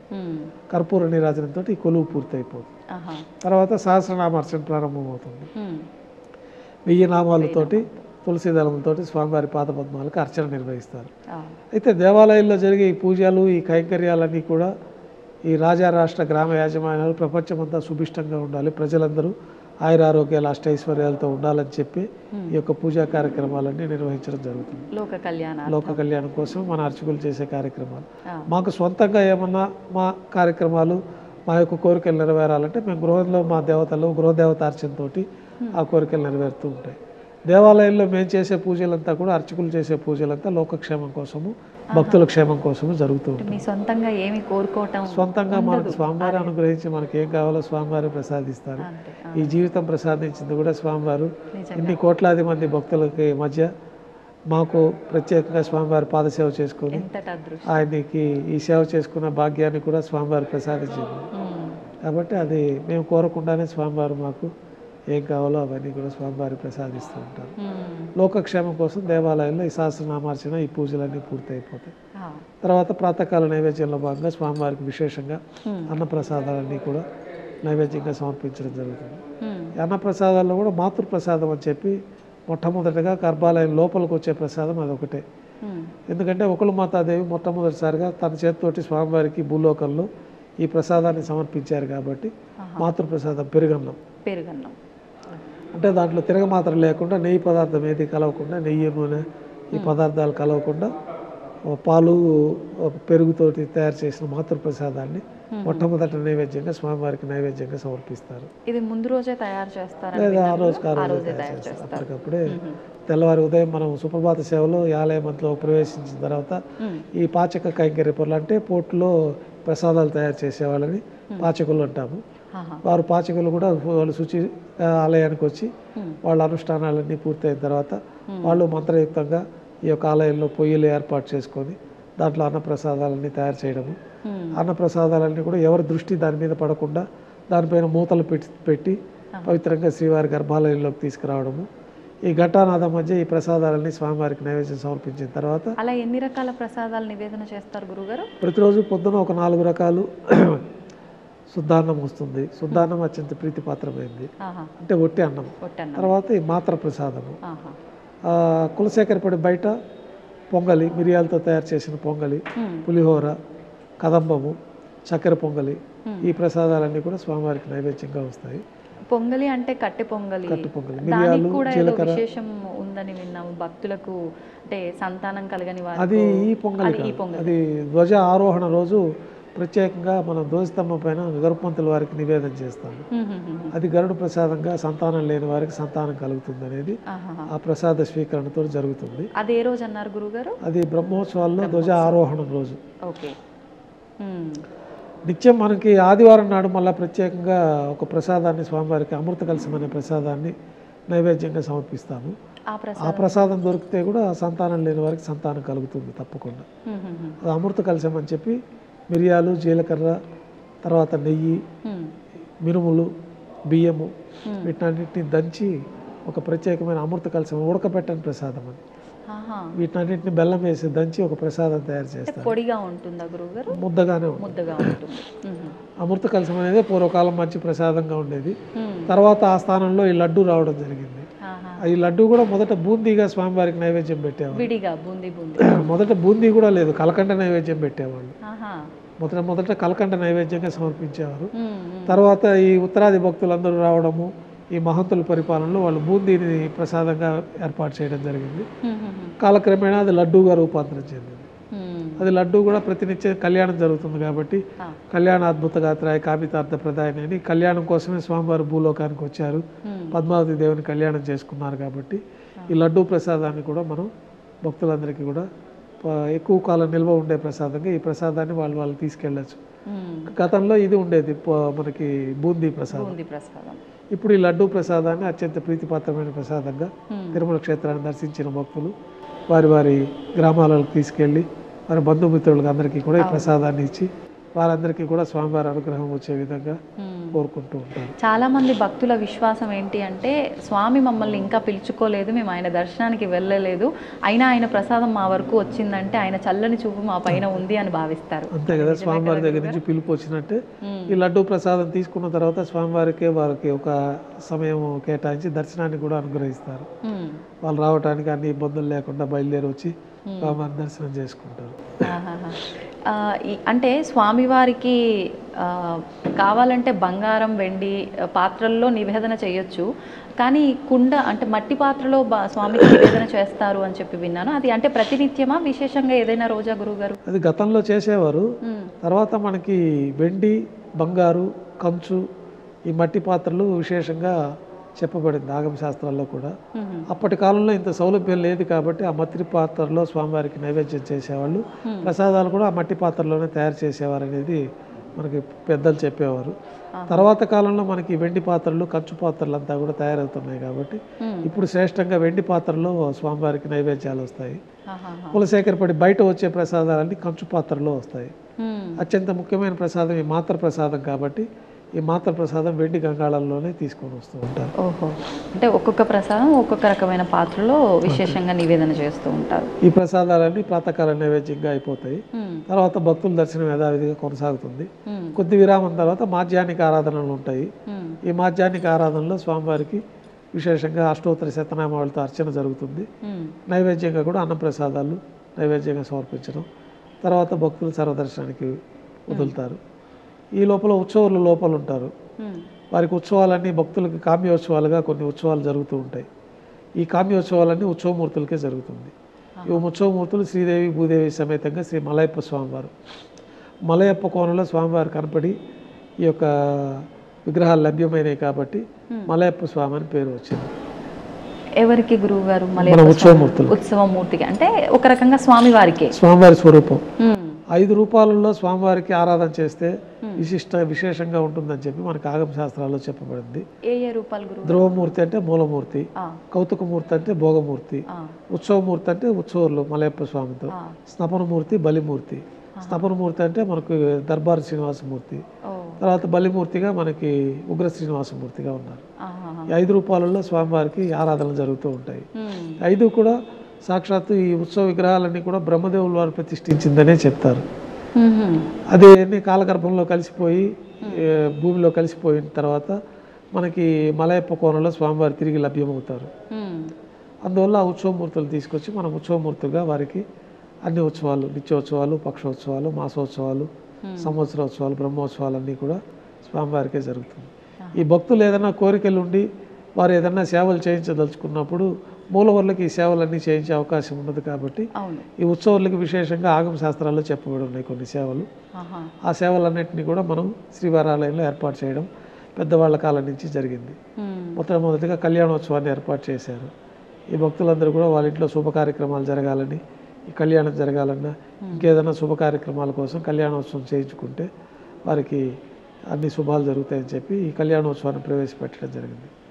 ఉభయ దేవాలతో ఈ మాధ్యానికి నివేదన పూర్తి అయిన తర్వాత మలయప్ప స్వామివారు కళ్యాణ మండపానికి వేయించేస్తారు. అక్కడ స్వామివారికి అంగరంగ వైభవంగా అగ్ని ప్రతిష్టతో కూడి విశేషంగా వైదికంగా ఈ కళ్యాణోత్సవాన్ని భక్తుల కోసం నిర్వహించడం జరుగుతుంది. నిత్యము జరుగుతుందా గురుగారు? నిత్య కళ్యాణం. స్వామివారికి గతంలో ఎక్కువ మంది భక్తులు లేరు. అప్పుడు ఇప్పుడు ఈ కామ్యోత్సవాల కింద భక్తులు ఆ యొక్క కోరిక కోరుకొని ఆ యొక్క కోరికతోటి వచ్చి ఆ డబ్బులు కట్టిన వారికే కళ్యాణోత్సవం జరిగేది. తర్వాత కాలంలో ఇప్పుడు ప్రతినిత్యం భక్తులు లక్షలాది మంది వస్తున్నారు. దీంట్లో వేలాది మంది కళ్యాణోత్సవం స్వామివారికి టికెట్లు తీసుకొని కామ్యోత్సవాలుగా ఈ కళ్యాణోత్సవాలు చేయించుకుంటూ ఉంటారు. ఈ కళ్యాణోత్సవాలన్నీ కూడా మనకి సంపంగి ప్రాకారంలో కళ్యాణ మండపంలో జరుగుతుంది. ఈ కళ్యాణోత్సవంలో కూడా వైదికంగా స్వామివారికి విశేష ఉత్సవంగా ఆగమ శాస్త్రాల్లో చెప్పబడినట్లు పుణ్యావచనం జరుగుతుంది. ఆ స్థలం అంతా శుద్ధి, స్వామివారికి వాడే ద్రవ్యాలంతా శుద్ధి కోసం ఆ పుణ్యావచనం అనే కార్యక్రమం. తర్వాత అంకురార్పణ అని ప్రతి ఉత్సవానికి శుభసూచకంగా అంకురార్పణ కార్యక్రమం కూడా జరుగుతుంది. రక్షాబంధన కార్యక్రమం జరుగుతుంది. తర్వాత అగ్నిముఖంగా దేవతలందరినీ ఆహ్వానించి అగ్ని ప్రతిష్ఠ అనే కార్యక్రమం జరుగుతుంది. తర్వాత స్వామివారికి అమ్మవార్లకి కళ్యాణం సందర్భంగా నూతన పట్టు వస్త్రాలు సమర్పించడం, తర్వాత విశేషంగా మాంగళ్యాలకి పూజ, మహాసంకల్ప పఠనం. అంటే మనం ఏ ప్రదేశంలో ఉన్నాము, ఎందుకోసం ఈ కళ్యాణోత్సవం నిర్వహిస్తున్నామనే సంకల్పాన్ని కూడా ఆ సమయంలో పఠించడం జరుగుతుంది. ఆ మహాసంకల్ప పఠనం స్వామివారి గోత్ర ప్రభువులతోటి, అమ్మవారి గోత్ర ప్రభువులతోటి మంత్రాల పఠనం అంతా పూర్తయిన తర్వాత మాంగళ్యాలకు అభిషేకం చేసి, అంటే గోత్రనామాలతో అంటే ఇప్పుడు స్వామివారి ఇక్కడ అదే మనకు ఆవిర్భవించిన దానికి ఈ భరద్వాజ మహర్షి స్వామివారి ప్రతిష్ఠించారనేది ఒకటి పురాణాల్లో కూడా ఉంది కాబట్టి భారద్వాజ గోత్రంగా స్వామివారికి ఇక్కడ ఆరాధనలు జరుగుతూ ఉంటాయి. భారద్వాజ గోత్రం స్వామివారిది, అమ్మవారిది కాశ్యప గోత్రం ఒకరిది, భార్గవస గోత్రం ఒకరిది. ఆ విధంగా మనకి పురాణాల్లో చెప్పబడిన విధంగా ఆ గోత్ర ప్రభువులతోటి స్వామివారికి సంకల్పం చెప్పుకొని మాంగళ్యాలు పూజ అయిపోయిన తర్వాత స్వామివారి తరఫున అర్చకులే అమ్మవారికి మాంగళ్య సమర్పణ చేస్తారు. తర్వాత విశేషంగా లాజ హోమాలు, ప్రత్యేకమైన ఆగమ శాస్త్రాల్లో చెప్పిన హోమాలన్నీ జరుగుతాయి. పూర్ణావధితోటి ఈ కళ్యాణోత్సవం పూర్తి అయిపోతుంది. తర్వాత ఆర్జిత డోలోత్సవం ఒకటి జరుగుతుంది. ఊంజల్ సేవ అంటారు. ధ్వజస్తంభం వద్ద గల అద్దాల మండపంలోకి స్వామివారు వేయించేస్తారు. అక్కడ వేద పారాయణ నడుమ ఊంజల్ సేవ నిర్వహిస్తారు. తర్వాత ఆర్జిత బ్రహ్మోత్సవం ఆలయం వెలుపల ఉన్న వైభవోత్సవ మండపంలో గతంలో ఆర్జిత బ్రహ్మోత్సవం అని చెప్పి మనకు బ్రహ్మోత్సవాలకు డబ్బులు కడితే వీధి ఉత్సవం కూడా జరిగేది. ఇప్పుడు భక్తులు ఎక్కువైపోయారు, ఈ కార్యక్రమాలన్నిటికీ ఇబ్బందులు అవుతాయి కాబట్టి ఆర్జిత బ్రహ్మోత్సవంగా మనకి ఒక్కొక్క వాహనం పైన స్వామివారిని వేంచేపు చేయడము, ఆ డబ్బులు కట్టిన వాళ్ళకి ఉత్సవార్థులకి హారతి ఇచ్చి వారికి దర్శనం చేయించడంతో ఆర్జిత బ్రహ్మోత్సవం అంటే 3 వాహనాలకే ఇప్పుడు పరిమితం చేయడం జరిగింది. గరుడ వాహనము, హనుమంత వాహనము, తర్వాత పెద్ద శేష వాహనము. బ్రహ్మోత్సవాల సమయం ఆర్జిత బ్రహ్మోత్సవం ప్రతినిత్యం జరిగే వాటిలో కామ్యోత్సవాలు అంటే భక్తులు ఏదైనా ఈ వాహన సేవ చేయించుకోవాలనుకోని కోరికుంటే డబ్బులు కడితే గరుడ వాహన సేవ, ఈ హనుమంత వాహన సేవ వాళ్ళ పేరు పైన వాళ్ళు పాల్గొంటారు. ఆ సేవ పూర్తయిన తర్వాత వాళ్ళు దర్శనానికి వెళ్తారు. తర్వాత సాయంకాలం కామ్యాలకి విశేషంగా ఈ సేవలు చేయించుకోవచ్చు. వారు కోరుకుంటారు, నేను నీకు గరుడోత్సవం చేయిస్తాను, లేదా బ్రహ్మోత్సవం చేయిస్తాము అని కోరుకొని వాళ్ళు సంకల్పం చేసుకున్నప్పుడు వాళ్ళకి ఆ యొక్క టికెట్ తీసుకొని ఈ కామ్యోత్సవాలుగా, ఇవన్నీ కామ్యోత్సవాలే, భక్తులకి కోరికలు తీరడానికి కోసం ఏర్పాటు చేసిన ఉత్సవాలు. ఒకే ఉత్సవంగా పెడితే అందరికీ ఆ ఉత్సవం లభ్యం కాదు కాబట్టి వివిధ రకాలైన ఉత్సవాలని మనం ఆగమ శాస్త్రానుగుణంగా ఏర్పాటు చేయడం జరిగింది. దీంట్లో ఈ వాహన సేవలు పూర్తయిన తర్వాత సాయంకాలం సహస్ర దీపాలంకరణ సేవ అని, అది కూడా ఒక సేవగా భక్తులు డబ్బు కడతారు. ఆ సేవలో భక్తులు పాల్గొంటారు. స్వామివారికి వేదంతో చేయడము, నాదంతో అంటే మంగళవాద్యాలు, వేదం, నాదం, గానం అంటే స్వామివారి కీర్తనలతోటి ఒక సేవగా ఈ సహస్ర దీపాలంకరణ సేవ సాయం సంధ్య వేళల్లో ఆలయం వెలుపల వైభవంగా జరుగుతుంది. అది పూర్తి అయిపోయిన తర్వాత తిరువీధులు ఉత్సవం చేసుకొని భక్తులు అనుగ్రహిస్తారు. తర్వాత ఆలయంలోకి వేచేసిన తర్వాత రాత్రి తోమాల సేవ, ఉదయం స్వామివారికి వేసిన పుష్పాలన్నీ తీసేయడము, గర్భాలయం అంతా శుద్ధి చేసుకోవడం, తిరిగి సాయంకాలం స్వామివారికి ఉపచారాలు సమర్పించడం. అంటే ఏ రోజు వేసిన అవన్నీ పొద్దున తీసింది సాయంత్రం తీసేస్తారు. సాయంత్రం వేసిన పుష్పాలు రాత్రి ఏకాంత సేవకు అన్ని మళ్ళీ తీసేస్తారు. సాయంకాలం ఆరాధన పూర్తయిన తర్వాత స్వామివారికి పుష్పాలంకరణ, సాయంత్రం అర్చన, రాత్రి నైవేద్యం. రాత్రి నైవేద్యంలో మామూలుగా స్వామివారికి దోశ అనే ఒక ప్రత్యేకమైన నైవేద్యంగా కూడా సమర్పించడం జరుగుతుంది. ఏం నైవేద్యం? దోశ.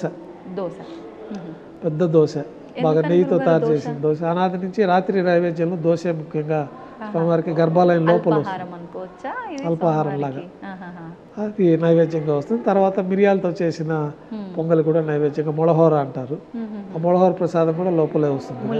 మొళహోర అంటే మిరియాలు బాగా పౌడర్ చేసి మిరియాలు, నెయ్యి, అన్నము కలిపిన ప్రసాదమే మొళహోర అంటారు. అది కట్టు పొంగల్ అంటే మిరియాలు అట్లాగే ఉంటాయి, జీలకర్ర అవన్నీ ఉంటాయి. ఈ మొళహోర అనే ప్రసాదంలోది నెయ్యి, మిరియాల పొడి, అన్నము, శుద్ధాన్నం వీటినన్నింటినీ కలిపితే మొళహోర ప్రసాదం తయారవుతుంది. ఆ మొళహోర దోశ విశేషంగా నైవేద్యం. తర్వాత పులిహోర, కదంబము, దద్దోజనము ఇవన్నీ కూడా రాత్రి నైవేద్యంలో పెడతారు. తర్వాత తిరువీస నైవేద్యం అని చెప్పి అర్ధరాత్రి నైవేద్యం అని చెప్పి బెల్లం పొంగలి అర్ధరాత్రి నైవేద్యముగా అది ఒక తిరువీస నైవేద్యం అని అది ఒకటి పెడతాము. చివరిగా ఇంకా ఏకాంత సేవలో స్వామివారికి బాగా దారోష్ణమైన గోక్షీర నైవేద్యంగా పెట్టడం. ఈ రాత్రి చేసిన తోమాల సేవలో సమర్పించిన పుష్పమాలికలన్నింటినీ కూడా తీసేసి గర్భాలయం శుద్ధి చేసుకొని బ్రహ్మదేవులు వారు వచ్చి ఇక్కడ ఆరాధన చేస్తారని మనం గతంలో చెప్పుకున్నాము. ఆ బ్రహ్మదేవులు ఆరాధన కోసమని ఆ బంగారు పంచపాత్రలు ఉంటాయి. దాంట్లో ఒక పవిత్రమైన బంగారు బిందెలోని తీర్థాన్ని మంత్రయుక్తంగా ఆ యొక్క పాత్రలోకి మనం వేయడము. తర్వాత ఏకాంత సేవలో భాగంగా కౌతుకమూర్తి అంటే భోగ శ్రీనివాసమూర్తి వారికి బంగారు పట్టు పాన్పు పైన పౌళింపు సేవలో భాగంగా పడుకోబెట్టడము. అన్నమయ్య కీర్తనలు, తరిగొండ వెంగమాంబ వంశస్థులు, మన అర్చకులు అందరూ చేరి స్వామివారికి వైభవంగా ఈ ఏకాంత సేవ నిర్వహించడం. తర్వాత కర్పూర నీరాజనంతో స్వామివారి కైంకర్యాలన్నీ ఆ రోజు కైంకర్యాలు పూర్తి అవుతాయి. ఏ సమయం అవుతుంది గురుగారు ఇప్పటి వరకు? 12 తర్వాత ఏకాంత సేవ. 12 తర్వాత. అయితే నేను ఈ ఏకాంత సేవ తర్వాత స్వామి ఇంకా నిద్రిస్తారు.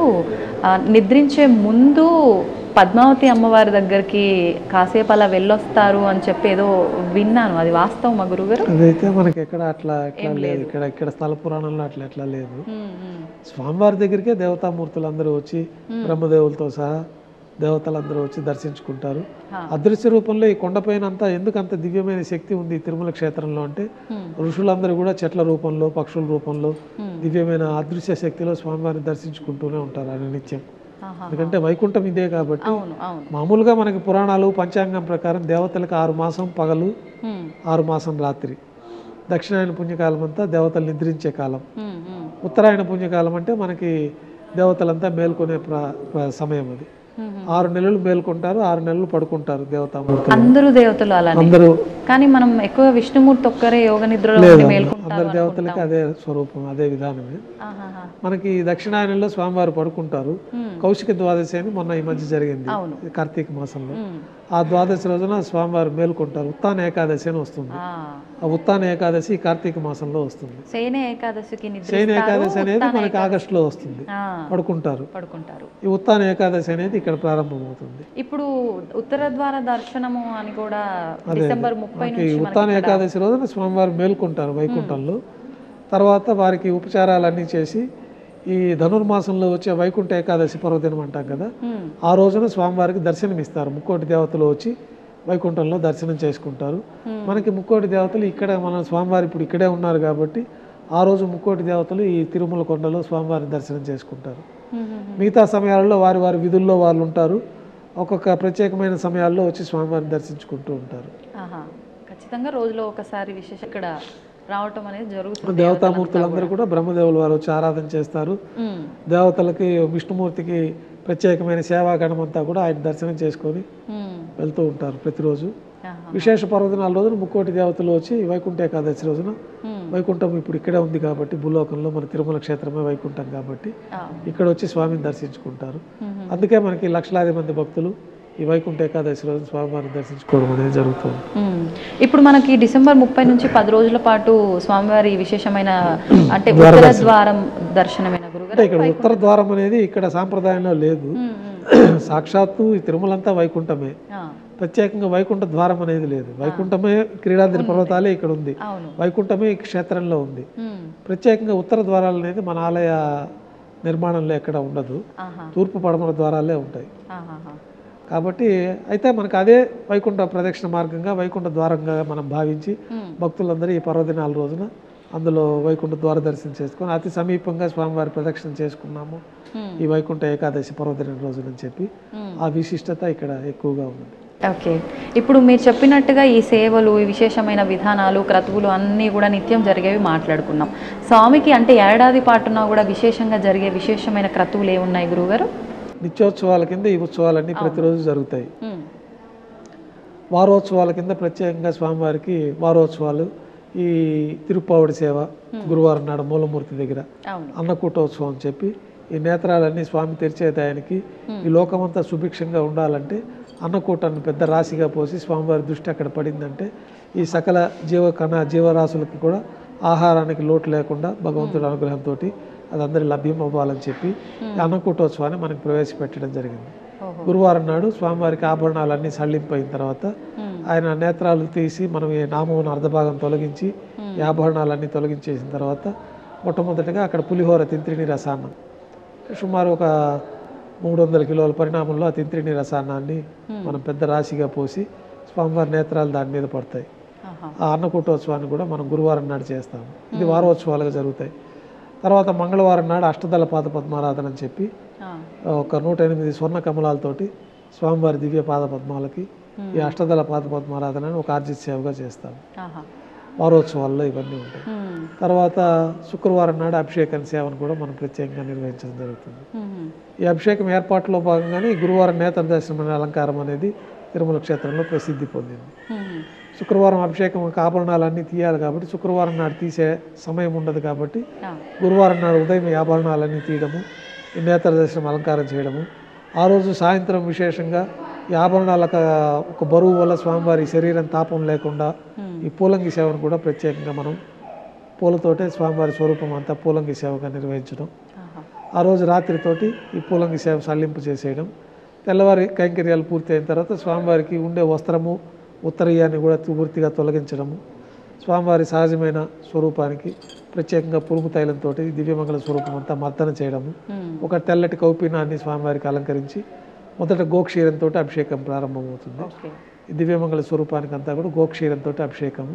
గోక్షీరంతో అభిషేకం పూర్తయిన తర్వాత ఈ గోక్షీరం యొక్క జిడ్డు ఉంటుంది, అదంతా పోగొట్టడానికి ఈ కుంకుమ పువ్వు, చందనము, పచ్చకర్పూరము, జాజికాయ, జాపత్రి మొదలైన పవిత్రమైన ద్రవ్యాలతోటి ఒక లేపనాన్ని తయారు చేస్తారు.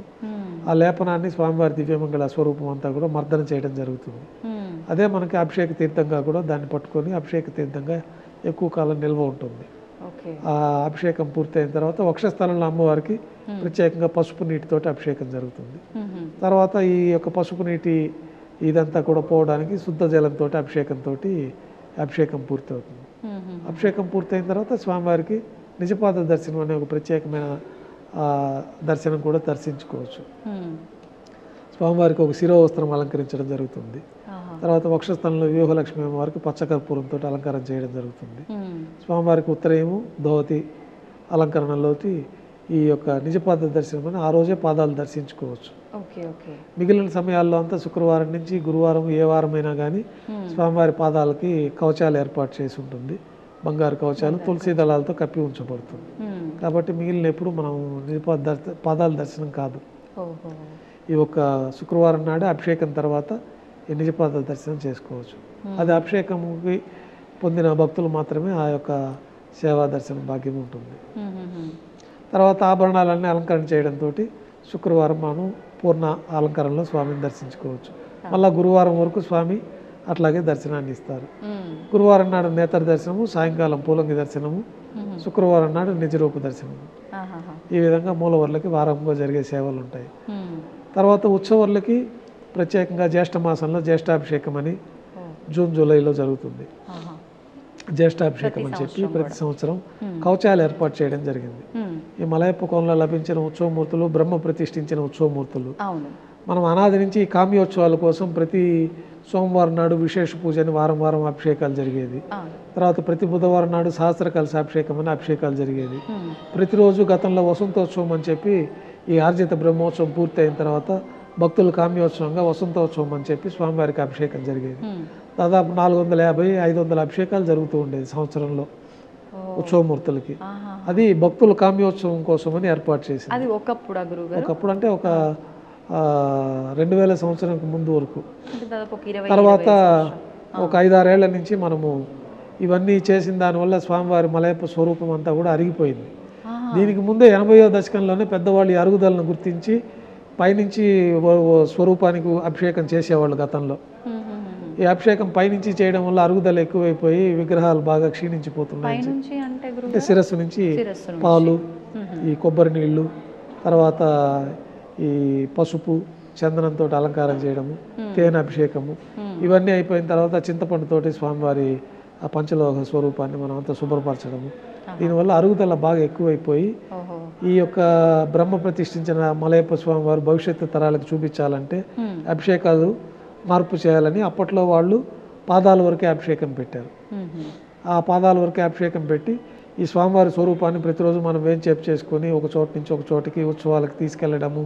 దీంట్లో ఏమన్నా ఆ స్వరూపానికి భిన్నమయ్యే అవకాశాలు ఉంటాయి కాబట్టి దానికని ఒక కవచాలు ఏర్పాటు చేశారు. ఉత్సవాలకు పూర్తిగా ఉభయ దేవాలతో అమ్మవార్లకి స్వామివారికి ముందు వెనక ఒక బంగారు కవచాన్ని ఏర్పాటు చేసి ఈ పాదాలకు మట్టుకే అభిషేకం చేసేవాళ్ళు. తర్వాత ఆ పాదాల అభిషేకం చేయడం వల్ల కూడా పద్మపీఠం అంతా కూడా అరిగిపోయి పాదాలంతా కూడా జీర్ణమైపోయి కింద వరకే బాగా అరుగుదల ఎక్కువ కనపడతా ఉంది. దానిపైన ఈ అభిషేకాలు ఆపేస్తే మంచిదని చెప్పి ఈ అభిషేకాలన్నీ తీసి సంవత్సరోత్సవాలుగా ఒకసారి ప్రవేశపెట్టిన ఉత్సవాన్ని ఆపకూడదు కాబట్టి ఈ విశేష పూజ అనేది మాఘమాసంలో మాఘశుద్ధ పంచమికి విశేష పూజ. ఆ విశేష పూజ సంవత్సరానికి జరుగుతుంది. తర్వాత సహస్ర కలశాభిషేకము సంవత్సరంలో ఒకరోజు భోగ శ్రీనివాసమూర్తిని ప్రతిష్ఠించిన పర్వదినం రోజున ఈ భోగమూర్తికి సహస్ర కలశాభిషేకం జరుగుతుంది. అది ప్రతి బుధవారం జరిగేది ఈ యొక్క ఆర్జిత సేవలుగా. అయితే స్వామివారి రక్షణార్థమై దీన్ని తగ్గించి ఈ విధంగా దాన్ని సంవత్సరోత్సవాలుగా మార్పు చేయడం జరిగింది 2000 సంవత్సరం నుంచి. ఆ ప్రకారం ఇప్పుడు జరుగుతూ ఉంటుంది. జూలైలో జ్యేష్ఠాభిషేకం సందర్భంగా ఈ కవచాలన్నీ కూడా రిపేర్ చేసి ఒరిజినల్గా స్వరూపానికి అభిషేకం చేయడం 3 రోజుల పాటు. తర్వాత విశేషంగా ఈ కవచాలకు హోమాలు మంత్రయుక్తంగా శుద్ధి అయిపోయిన తర్వాత ఆ కవచాల సమర్పణ జరుగుతుంది 3వ రోజు. విశేషంగా అంటే సంవత్సరంలో ఆ 3 రోజుల పాటు తిథుల ప్రకారంగా గురుగారు జ్యేష్ఠ మాసంలో పౌర్ణమికి పూర్తయ్యే విధంగా జ్యేష్ఠ పౌర్ణమికి పూర్తయ్యే విధంగా 3 రోజుల పాటు ఈ జ్యేష్ఠాభిషేక మహోత్సవం. ఈ కవచాలన్నీ తీసేసి మలయప్ప స్వామి సహజ స్వరూపానికి అభిషేకం చేయడము. మొదటి రోజు రత్నాల కవచాలు పెట్టి ఊరేగింపు ఉత్సవం చేయడం జ్యేష్ఠాభిషేకంలో. 2వ రోజు ముత్యాల కవచాల స్వామివారికి అలంకరించి ఊరేగింపు చేయడము. 3వ రోజున ఈ మంత్రయుక్తంగా ఈ జ్యేష్ఠాభిషేకంగా స్వర్ణ కవచాలన్నీ తిరిగి సమర్పణ జరుగుతుంది. ఆ రోజు నుంచి ఇంకా మళ్ళా మరుసటి సంవత్సరం జ్యేష్ఠ మాసం వరకు స్వామివారి స్వర్ణ కవచాలతోటే ఉంటారు. అది జ్యేష్ఠ మాసంలో జరుగుతుంది. తర్వాత మే నెలలో పద్మావతి పరిణయోత్సవాలు అని చెప్పి వైశాఖ మాసంలో స్వామివారికి జరిగింది కళ్యాణం కాబట్టి ఈ గాంధర్వ వివాహం చేసుకున్నట్టుగా ఆ పరిణయ ఘట్టాలన్నీ కూడా స్ఫురించే విధంగా మనం లౌకికంగా ఒక పద్మావతి పరిణయ మహోత్సవం అని చెప్పి నారాయణగిరి ఉద్యానవనంలో 3 రోజుల పాటు విశేషంగా జరుగుతుంది. ఈ పద్మావతి పరిణయోత్సవాల్లో స్వామివారికి గాంధర్వ వివాహం కింద మాలా పరివర్తన చేయడము, పూబంతులు ఒకరిపైన ఒకరు విసిరేసుకోవడము, తర్వాత ఉభయ దేవేరుల్ని స్వామివారి చెంతకు చేర్చి ఆ ఉద్యానవనంలో స్వామివారికి వైభవంగా చతుర్వేద మంత్రాలు కీర్తనలతోటి స్వామివారిని స్తుతించుకోవడము. గాంధార వివాహం అంటే ఏంటి గురుగారు? అంటే పద్మావతి పరిణయము స్వామివారు ఈ మొట్టమొదటిగా నారాయణగిరి ఉద్యానవనంలో చూసినట్టు ఆ యొక్క ప్రతీకగా మనం ఆ ఉత్సవాలను 3 రోజుల పాటు వైభవంగా మొదటి రోజు ఏనుగు వాహనం పైన అక్కడికి చేరుకుంటారు. 2వ రోజు గరుడ వాహనం పైన చేరుకుంటారు. 3వ రోజు అందరూ చేరి పల్లకీలో తిరిగి వస్తారు ఆ ఉద్యానవనం నుంచి. ఇట్లా ఆ ఉత్సవాన్ని కూడా ఏర్పాటు చేయడం జరిగింది. ఇవన్నీ సంవత్సరోత్సవాల్లో భాగంగా ఈ ఉత్సవాలు జరుగుతాయి. పద్మావతి పండిన తర్వాత ఈ వేసవి కాలంలో స్వామివారికి తెప్పోత్సవాలు 3 రోజుల పాటు వైభవంగా నిర్వహిస్తారు. ఈ తెప్పోత్సవాల్లో కూడా మనకి గర్భాలయంలో ప్రతిరోజు 3 యుగమూర్తులకి ఆరాధన జరుగుతూ ఉంటుంది. ఈ పంచబేరాలు ధ్రువ కౌతుక ఉత్సవ బలి స్నపన బేరాలు మూలమూర్తి కౌతుకమూర్తి భోగ శ్రీనివాసమూర్తి మలయప్ప స్వామివారు ఉభయ దేవేలతో ఉగ్ర శ్రీనివాసమూర్తి సంవత్సరంలో ఒకరోజు కౌశిక ద్వాదశి సూర్యోదయ పూర్వం 4 తిరువీధుల ఉత్సవం జరుగుతుంది. గతంలో వారికి బ్రహ్మోత్సవాలు చేస్తే కొన్ని ఉపద్రవాలు ఏర్పడినాయని చెప్పి స్వామివారిని వేడుకుంటే, ఈ మలయప్పకంలో నా ఉత్సవమూర్తులు ఉన్నారు, వారికి ఉత్సవాలు నిర్వహణ చేయండి, ఈ సమస్యలన్నీ పోతాయని చెప్పినట్లు ఆ మలయప్పకంలో దొరికిన ఉత్సవమూర్తులకి ఇప్పుడు ఉత్సవాలు జరుగుతూ ఉంటాయి. అయితే సంవత్సరంలో ఒక రోజున ఈ కౌశిక ద్వాదశి సూర్యోదయ పూర్వం మన ఉగ్ర శ్రీనివాసమూర్తికి ఉత్సవం జరుగుతుంది. అట్లాగే రాముల వారు కృష్ణస్వామి వారు కూడా మన గర్భాలయంలో దర్శించుకోవచ్చు. ప్రతి రోహిణి నక్షత్రం రోజున కృష్ణస్వామికి ఉత్సవం జరుగుతుంది. రాముల వారికి త్రేతాయుగమూర్తి రాముల వారు కాబట్టి రాముల వారు కూడా పునర్వసు నక్షత్రం రోజున ఉత్సవము. ప్రత్యేకంగా ఈ హనుమ జయంతి, శ్రీరామనవమి పర్వదినాలలో రాముల వారికి విశేషంగా తిరువీధి ఉత్సవము, ఈ ఉత్సవాలన్నీ కూడా జరుగుతూ ఉంటాయి. కృష్ణస్వామి వారికి రోహిణి నక్షత్రం రోజులు, తర్వాత గోకులాష్టమికి, ఈ ప్రత్యేకమైన పర్వదినాలు అట్లాంటప్పుడు స్వామివారికి కృష్ణస్వామికి విశేషంగా ఉత్సవాలు అభిషేకాలు కూడా నిర్వహిస్తూ ఉంటారు. శ్రావణాల పౌర్ణమి ఆ రోజున కృష్ణస్వామి వారు ఊరేగింపుగా వరాజస్వామి పుష్కరిణికి వస్తారు. అక్కడ యజ్ఞోపవితం జంధ్యాల పండుగలో యజ్ఞోపవితం కృష్ణస్వామి వారికి సమర్పించడం, ఇట్లాంటి ఉత్సవాలన్నీ కూడా కృష్ణస్వామి వారికి ద్వాపరయుగమూర్తి, త్రేతాయుగమూర్తి రాముల వారికి కూడా ఉత్సవాలు జరుగుతాయి. ఈ తెప్పోత్సవాల్లో కూడా మొదటి రోజున రాముల వారికి ఉత్సవం జరుగుతుంది తెప్పలు, రెండో రోజున తెప్పల్లో కృష్ణస్వామి వారు వేంచేస్తారు, మూడో రోజు, నాలుగో రోజు, ఐదో రోజు మలయప్ప స్వామి వారికి తెప్పోత్సవాలు జరుగుతాయి. అనంతరం ప్రతి ఏటా పవిత్రోత్సవాలని ఆగమోక్తంగా ఈ ఉత్సవాలు జరుగుతాయి. మనకు తెలిసి తెలియక జరిగే దోషాలన్నీ భక్తుల వల్ల కానీ అర్చకుల వల్ల కానీ, రోజు జరిగే ద్రవ్యాలలో లోపాలు ఉన్నా కానీ, ద్రవ్యాలలో తెలిసి తెలియక జరిగే లోపాలన్నీ పోవడానికి, సమస్తమైన దోషాలు జరిగే దోషాలన్నీ భక్తుల వల్ల కానీ మన వల్ల కానీ, ద్రవ్య రూపంలో కానీ వస్తువు రూపంలో కానీ ఎక్కువైనా తక్కువైనా, ఈ యొక్క ఎక్కువ తక్కువ ఆ కాలంలో జరిగిన వాటికి కూడా పర్యవసానంగా ఈ పవిత్రోత్సవాలు అనేది సంవత్సరానికి ఒకసారి చేస్తే ఈ దోషాలన్నీ పోతాయని చెప్పి ఆగమ శాస్త్రాల్లో చెప్పబడింది.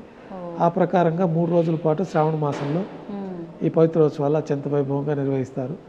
ఈ పవిత్రోత్సవాల సందర్భంగా సంవత్సరంలో జరిగిన సమస్త దోషాలు తొలగిపోతాయి. పవిత్రోత్సవాల అనంతరం బ్రహ్మోత్సవాలు నిర్వహిస్తారు. ఈ బ్రహ్మోత్సవాలు స్వామివారి తిరుమల క్షేత్రంలో ఆవిర్భవించింది కన్యామాసం శ్రవణ నక్షత్రం. దానికోసమని అది అవబృధోత్సవంగా నిర్ణయించి ఆ రోజు మంగళ స్నానాలు అవబృధోత్సవం అంటారు. అంటే ఆ రోజు స్వామివారికి చక్రస్నాన మహోత్సవం ఇక్కడ జరుగుతుంది. దానికి ముందు 8 రోజుల నుంచి కూడా స్వామివారికి వైభవంగా ధ్వజ ఆరోహణ కార్యక్రమంతో ప్రారంభమవుతుంది. 9 రోజుల పాటు ఉత్సవాల్లో అత్యంత వైభవంగా జరిగే బ్రహ్మోత్సవాలు ప్రారంభించబడతాయి. ఈ 9 రోజుల పాటు జరిగే ఉత్సవాల్లో మొట్టమొదటి రోజున అంకురార్పణ అని చెప్పి బ్రహ్మోత్సవాలు 9వ రోజుకు ముందు ఈ అంకురార్పణాన్ని సేనాధిపతి వారి ఉత్సవము, ఈ లోకమంతా సుభిక్షంగా ఉండాలని చెప్పి, బాగా పాడి పంటలు సమృద్ధిగా ఉండాలని చెప్పి ఈ నవధాన్యాలకు విశేషంగా ఆరాధన చేసి అంకురార్పణ కార్యక్రమం. తర్వాత ధ్వజ ఆరోహణం, ఆ రోజు అనంత గరుడ విశ్వక్సేనులకు అందరికీ కూడా ప్రత్యేకమైన ఆరాధన చేయడము, స్వామివారికి బ్రహ్మోత్సవాల్లో భాగంగా విశేషంగా ఆభరణాలు అలంకరణ చేయడము, తర్వాత గరుడు పటానికి ప్రతిష్ఠ చేయడము, ఆ గరుపంతుని 4 తిరువీధుల్లో ఉత్సవం చేసుకొని ఈ సుముహూర్తంలో ధ్వజ ఆరోహణ కార్యక్రమంలో ఈ గరుడు పటాన్ని మనం ధ్వజస్తంభం పైకి పంపిస్తాం. ఈ 9 రోజుల పాటు దేవతలందరినీ రిసీవ్ చేసుకోవడం, వారికి అందరికీ తగిన ఉచితమైన స్థానాలు కల్పించడము, గరుపమంతుల వారిని ధ్వజస్తంభం పై నుంచి దేవతలందరికీ కూడా ఆహ్వానించడం జరుగుతుంది. ఈ ప్రత్యేకమైన మంత్రాలతోటి ఈ కార్యక్రమం అంతా ధ్వజారోహణంగా జరుగుతుంది. తర్వాత ఆ రోజే మనకి విశేషంగా జరిగే ఉత్సవాలు కాబట్టి ప్రభుత్వం తరఫున కూడా పట్టు వస్త్రాలను స్వామివారికి సమర్పించడం, ఆ రోజు నుంచి వాహన సేవలు ప్రారంభమవుతాయి. పెద్ద శేష వాహన సేవ, రెండో రోజు చిన్న శేష వాహన సేవ, ఇట్లా 9 రోజుల పాటు 9 వాహనాలు ఆగమ శాస్త్రాల్లో నిర్దేశించిన విధంగా 9 వాహనాలపైన స్వామివారికి వైభవంగా ఉత్సవాలు జరుగుతాయి. చివరి రోజున అవబృధోత్సవం చక్రస్నాన మహోత్సవంతో ఈ బ్రహ్మోత్సవాలు పరిసమాప్తమవుతాయి. ఈ వాహన సేవల్లో కూడా విశేషమైన వాహన సేవ ఏదైనా అన్నీ కూడా మనకు ఆగమ శాస్త్రంలో చెప్పబడింది. దాంట్లో స్వామివారికి అత్యంత ప్రాముఖ్యమైనది పెద్ద శేష వాహనము, తర్వాత గరుడ వాహనము, తర్వాత రథోత్సవము. ఈ 3 కూడా అత్యంత ప్రాశస్త్యమైంది. ఈ గరుడ వాహనం పైన స్వామివారికి మూలవర్లకి సదా సమర్పణలో ఉంటాయి. చతుర్భుజ లక్ష్మీహారము, తర్వాత శాలిగ్రామ హారము, తులసి పత్రమాల, సహస్రనామమాల, ఈ విశేషమైన ఆభరణాలన్నీ మూలవర్లకు సదా సమర్పణలో ఉంటాయి. అయితే గరుడ వాహనం రోజు మాత్రం మూలవర్లకు సమర్పించిన ఒక 3 ప్రత్యేకమైన ఆభరణాలు, తులసి పత్రమాల, చతుర్భుజ లక్ష్మీహారము, సహస్రనామమాల 5 పేటలుగా ఉంటుంది. ఒక్కొక్క బిళ్ళ పైన ఒక్కొక్క స్వామివారి నామావళి రాసి ఉంటుంది. అట్లా 1000 నామాలతోటి 5 వరుసలతోటి ఆ సహస్రనామాల ఉంటుంది. ఆ మూలవర్ల ఆభరణాలన్నీ కూడా గరుడ వాహనం రోజున స్వామివారికి తీసుకొచ్చి సమర్పించడం జరుగుతుంది. అందుకే లక్షలాది మంది గరుడ వాహనం రోజున భక్తులు తిరుమలకు చేరుకుంటారు. అందులో స్వామివారి యొక్క ఆపదల్లో ఉన్న వారికి కోరికలు తీర్చడానికి, వారిని కాపాడడానికి కూడా గరుడ వాహనం పైన భూలోకానికి వస్తారు. కాబట్టి అట్లాంటి గరుడ వాహనం పైన స్వామివారు ఊరేగుతూ ఉంటే విశేషంగా ఎంత దూరంలో ఉన్న భక్తులకు కూడా ఈ యొక్క కోరికలన్నీ తీరుతూ ఉంటాయి. కాబట్టి ఈ గరుడ వాహనానికి విశేషంగా లక్షలాది మంది భక్తులు వచ్చి ఏకకాలంలో మలయప్ప స్వామివారిని, మూలవర్లకి ప్రతిరూపంగా ఆ మూలవర్ల ఆభరణాలని కూడా ఈ గరుడ వాహనం పైన దర్శించుకునే అవకాశం ఉంటుంది. తర్వాత రథోత్సవంలో స్వామివారికి ఈ రథం 4 చక్రాలు, 4 వేదాలు. రథమే స్వామివారి యొక్క దివ్యమంగళ స్వరూపం. ఈ స్వరూపంలో రథోత్సవంలో స్వామివారి దర్శించుకున్న వారికి పునర్జన్మ ఉండదని చెప్పి ఆగమ శాస్త్రాలు చెప్తుంది. అందువల్ల విశేషంగా రథోత్సవంలో కూడా మోక్షము, పునర్జన్మ ఉండదు. స్వామివారికి కూడా మనకి ఈ వరదహస్తము, కటిహస్తం అంటారు. వైకుంఠ అభయహస్తం అంటే ఇట్లా ఉంటుంది, వరదహస్తం అంటే ఇట్లా పాదాలు శరణ కోరిన వాడికి మోక్షాన్ని ప్రసాదిస్తానని చెప్పి భగవద్గీతలో కూడా స్వామివారు చెప్తారు. సర్వధర్మాన్ని పరిత్యజ్య మామేకం శరణం వ్రజ అహంత్వా సర్వపాపేభ్యో మోక్షయిష్యామి మా శుచః. అన్ని ధర్మాలని వదిలి నా పాదాలను శరణ కోరిన వారికి మోక్షాన్ని ప్రసాదిస్తాను అనేది మనకి భగవద్గీత శ్లోకం రూపంలో ఇప్పటికీ స్వామివారికి ఒక ఆభరణంగా అది అలంకరించబడి ఉంటుంది ఆ వరదహస్తాల్లో. ఆ వరదహస్తం స్వామివారి పాదాలు శరణ కోరిన వారికి మోక్షాన్ని ప్రసాదిస్తామని చెప్పి ఆ యొక్క విధానంలో మనకి ధ్వజారోహణ, మనకి రథోత్సవంలో స్వామిని దర్శించుకుంటే మోక్షం వస్తుంది, పునర్జన్మ ఉండదు. తర్వాత స్వామివారి పెద్ద శేషవాహనం వైకుంఠంలో, సదా వైకుంఠంలో స్వామివారి శేషవాహనం పైన పవళించి ఉంటారు. కాబట్టి ఆ పెద్ద శేష వాహన సేవ కూడా విశేషంగా ఉంటుంది. ఈ విధంగా 9 రోజుల పాటు వాహన సేవలు స్వామివారికి. చివరి రోజు అవబృతోత్సవం వరాహస్వామి పుష్కరంలో చక్రతాళ్వారితో కలిపి స్వామివారికి విశేషంగా స్నాపన తిరుమంజనం చేయడం. తర్వాత భక్తులందరూ కూడా పుష్కరంలో స్నానం ఆచరిస్తారు. ఈ చక్ర స్నాన మహోత్సవంతో ఆ రోజు రాత్రి ధ్వజ ఆవారోహణతో ఈ 9 రోజులు బ్రహ్మోత్సవాలు పూర్తవుతాయి. ఈ విధంగా స్వామివారికి మాసోత్సవాలు, పక్షోత్సవాలు విశేషంగా ఉంటాయి. ఇవే కాకుండా విశేష పర్వదినాలు ఉత్తరాయణం, దక్షిణాయనంలో కూడా స్వామివారికి ఆస్థానం నిర్వహిస్తారు. ఆనివారి ఆస్థానం అని చెప్పి దక్షిణాయన ప్రారంభంలో ఆనివారి ఆస్థానాన్ని కూడా వైభవంగా నిర్వహిస్తాం. తర్వాత స్వామివారికి వైకుంఠ ఏకాదశి ఈ పర్వదినాల్లో కూడా విశేషంగా విశేష వజ్రాభరణాలు అలంకరించడము, ఈ కార్యక్రమాలన్నీ కూడా జరుగుతూ ఉంటాయి. ఓకే గురుగారు, స్వామివారికి సంబంధించిన అభిషేకానికి నీళ్లు అంటే కొద్ది దూరం పాటు అడవి ప్రాంతంలోంచి వెళ్ళి తీసుకొస్తారు అని చెప్పి విన్నాను, అది వాస్తవం? మనకు ఆకాశగంగా తీర్థాన్ని తీసుకొస్తారు. ప్రతిరోజు స్వామివారికి ఈ ఆరాధన చేయడానికి, స్వామివారికి అర్ఘ్యపాద్యాదులు సమర్పించడానికి, నైవేద్యంలో స్వామివారి తీర్థం స్వీకరించడానికి, ఇవన్నీ కూడా ఆకాశగంగా నుంచి ప్రత్యేకంగా దానికి తిరుమల నంబి వంశీయులు ఉన్నారు. వారు బిందెల్లో తీసుకొని ఏనుగు పైన తీసుకొచ్చి శ్రీవారి ఆలయంలోకి పొద్దున్నే తీసుకొచ్చి ఇచ్చేస్తారు. ఎందుకని గురుగారు? అక్కడి నుంచి ఆ పవిత్రమైన ఆకాశగంగా తీర్థంతో స్వామివారికి ఆరాధన జరుగుతూ ఉంటుంది.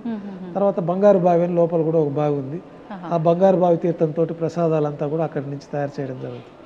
అంటే ఆలయ ప్రాంగణంలోనే మనకి దర్శించుకొని బయట వచ్చినప్పుడు ఈ పోర్టుకు పక్కనే మనకు బంగారు బావి అని ఉంటుంది. దాంట్లో ఇదివరకు ఈ కాయిన్స్ అన్ని కూడా వేయడం జరుగుతూ ఉంది భక్తులు. దానికోసం దానికి ఒక పైన ఆచ్ఛాదన కూడా ఒకటి ఏర్పాటు చేయడం జరిగింది. అయితే మనం దర్శించుకోవచ్చు బంగారు బావిని. దాంట్లో తీర్థంతో మనకి పోట్లో ప్రసాదాలన్నీ స్వామివారికి తయారవుతూ ఉంటాయి. ఇప్పుడు మీరు ఇందాక అంటే చతుర్ముఖ బ్రహ్మ వచ్చి స్వామికి ఆరాధిస్తాడు అన్నప్పుడు మీరు మంత్రప్రోక్షణతో బంగారు బిందెలో జలం వేసి ఉంచుతారు అన్నారు. అది కూడా భక్తులకి అంటే పంచుతారా గురుగారు? అది మనకి సుప్రభాత సేవకు వచ్చిన వాళ్ళకి మాత్రమే అది దక్కుతుంది. మిగతా అప్పుడు అది ఉండదు. మామూలుగా తిరువారాధన తీర్థం ఉంటుంది. అది మామూలుగా ఏ దేవాలయంలో కూడా సుప్రభాత సేవ అనంతరం తీర్థం ఇవ్వరు. ఇక్కడ మనకి తిరుమలలో విశేషంగా చతుర్ముఖ బ్రహ్మదేవుల వారే వచ్చి స్వామి యొక్క ఆరాధన చేసిన తీర్థం ఉంటుంది. కాబట్టి ఆ తీర్థాన్ని మనకి సుప్రభాత సేవలో భక్తులకు ఇస్తాం. తర్వాత తీర్థం ఆపేస్తాం. అలా నైవేద్యం అయిపోయిన తర్వాత 6 గంటల తర్వాతే తీర్థం వినియోగం ఉంటుంది. ఇప్పుడు ఈ తీర్థం కూడా అంటే స్వామివారికి విశేషంగా ఇలానే కలపాలి అంటే తులసాకులు వేసి లేదంటే ఏవేవో కలుపుతూ ఉంటారు. అలా తీర్థంలో మనకి ఆగమ శాస్త్రంలో చెప్పబడిన విధంగా యాలకులు, లవంగాలు, వీటి ప్రత్యేకమైన పరిమళ ద్రవ్యాలన్నీ కూడా కలపాల్సిందిగా మనకి చెప్పబడి ఉంది. ఈ శుద్ధ తీర్థంలో అవన్నీ కలిపే స్వామివారికి మనం సమర్పించడం జరుగుతుంది. ఆ తీర్థాన్ని మనం భక్తులకు వినియోగించడం జరుగుతుంది. ఇప్పుడు స్వామివారికి నామరూపంలో ఉన్న పచ్చకర్పూర నామం ఉంటుంది కదా గురుగారు, అది ఎన్ని రోజులకు ఒకసారి మారుస్తూ ఉంటారు? మార్చిన దాన్ని ఏం చేస్తూ ఉంటారు? అంటే మనకి గురువారం సగం నామంని తీసేస్తాము, అది మన అర్చకుల దగ్గరికే వస్తుంది పచ్చకర్పూరము. అది భక్తులకి ఏదన్నా ప్రసాదంగా ఇస్తాము. ఆ భక్తగా మనకి తీర్థం ఎక్కువ రోజులు నిల్వ ఉండదు కాబట్టి ఈ పచ్చకర్పూరంలో ఉన్న వాటిలో మహాప్రసాదం అంటారు. అత్యంత విలువైన ప్రసాదము, స్వామివారిని ఒక వారం పాటు అంటి పెట్టుకున్న ప్రసాదము. అది మనం ఆహారంగా కాకుండా ఔషధంగా స్వీకరించే ప్రసాదం. ఒక చిటిక పచ్చకర్పూరం నోట్లో వేసుకుంటే మనకి సకల శుభాలు కలుగుతాయి. తీర్థం స్వీకరించిన దానికంటే కూడా ఎక్కువ ఫలితం ఉంటుంది. అయితే అది అందరికీ లభ్యం కాదు, మనకి ఈ కొద్ది మందికి మాత్రమే ఉంటుంది. ఆ పచ్చకర్పూరం మన దగ్గరికే వస్తుంది. ఇప్పుడు శుక్రవారం నాడు పూర్తిగా పచ్చకర్పూరం తీసేసి అభిషేకం జరుగుతుంది. అభిషేకం పూర్తయి నిజపాద దర్శనం అయిపోయిన తర్వాత స్వామివారికి మళ్ళీ ఈ పచ్చకర్పూరంతో తిరునామం అలంకారం చేయడము, తర్వాత ఆభరణాలన్నీ అలంకారం చేయడము. మళ్ళా శుక్రవారం నాడే పూర్తిగా ఈ పచ్చకర్పూరాన్ని తీసేస్తారు. ఇప్పుడు అంటే ఇక్కడ అంటే తిరుమల క్షేత్రం అందరి భక్తుల వరకు రాదు సరే, అంటే ఆలయాల విషయానికి వస్తే భక్తుల వరకు కనుక ఆ పచ్చకర్పూర నామం రాగలిగితే దాన్ని భక్తులు ఏం చేసుకోవచ్చు అంటారు? పచ్చకర్పూరం స్వీకరించడమే. ప్రతిరోజు ఇంట్లో ఇంట్లో మనం ఏదైనా పర్వదినాలు బీరువాల పూజ రూమ్ లో పెట్టుకుంటాము, ప్రత్యేకమైన పర్వదినాలు ఉంటాయి. ఆ రోజున స్వామివారికి మనం ఇంట్లో ఆరాధన చేసుకొని దీపం వెలిగించి స్వామివారికి ఏదో నైవేద్యంగా పెడుతుంటాం. ప్రతిరోజు కూడా నైవేద్యం పెట్టేవాళ్ళు, ప్రతిరోజు గృహదేవతార్చన ఉన్నవాళ్ళు ఈ పచ్చకర్పూరాన్ని కొంచెం తీర్థంలో వేసుకొని స్వామివారికి నైవేద్యం అయిన తర్వాత ఆ తీర్థాన్ని స్వీకరించడం అనేది మంచి ఫలితాలు ఉంటాయి. స్వామివారి తిరుమలకు వచ్చి తీర్థం తీసుకున్నంత ఫలితం ఉంటుంది. ఓకే. అయితే ఇప్పుడు స్వామివారిని అంటే నామాలు ఆయనకు వెయ్యున్నా ఎవరికి తోచినట్టుగా వాళ్ళు పిలుచుకుంటారు స్వామిని ప్రేమతో. అంటే అనాథ రక్షకుడు అంటుంటారు, ఆపద్ బాంధవుడు అంటుంటారు, వడ్డీ కాసులవాడు అంటుంటారు, రకరకాలుగా పిలుస్తారు.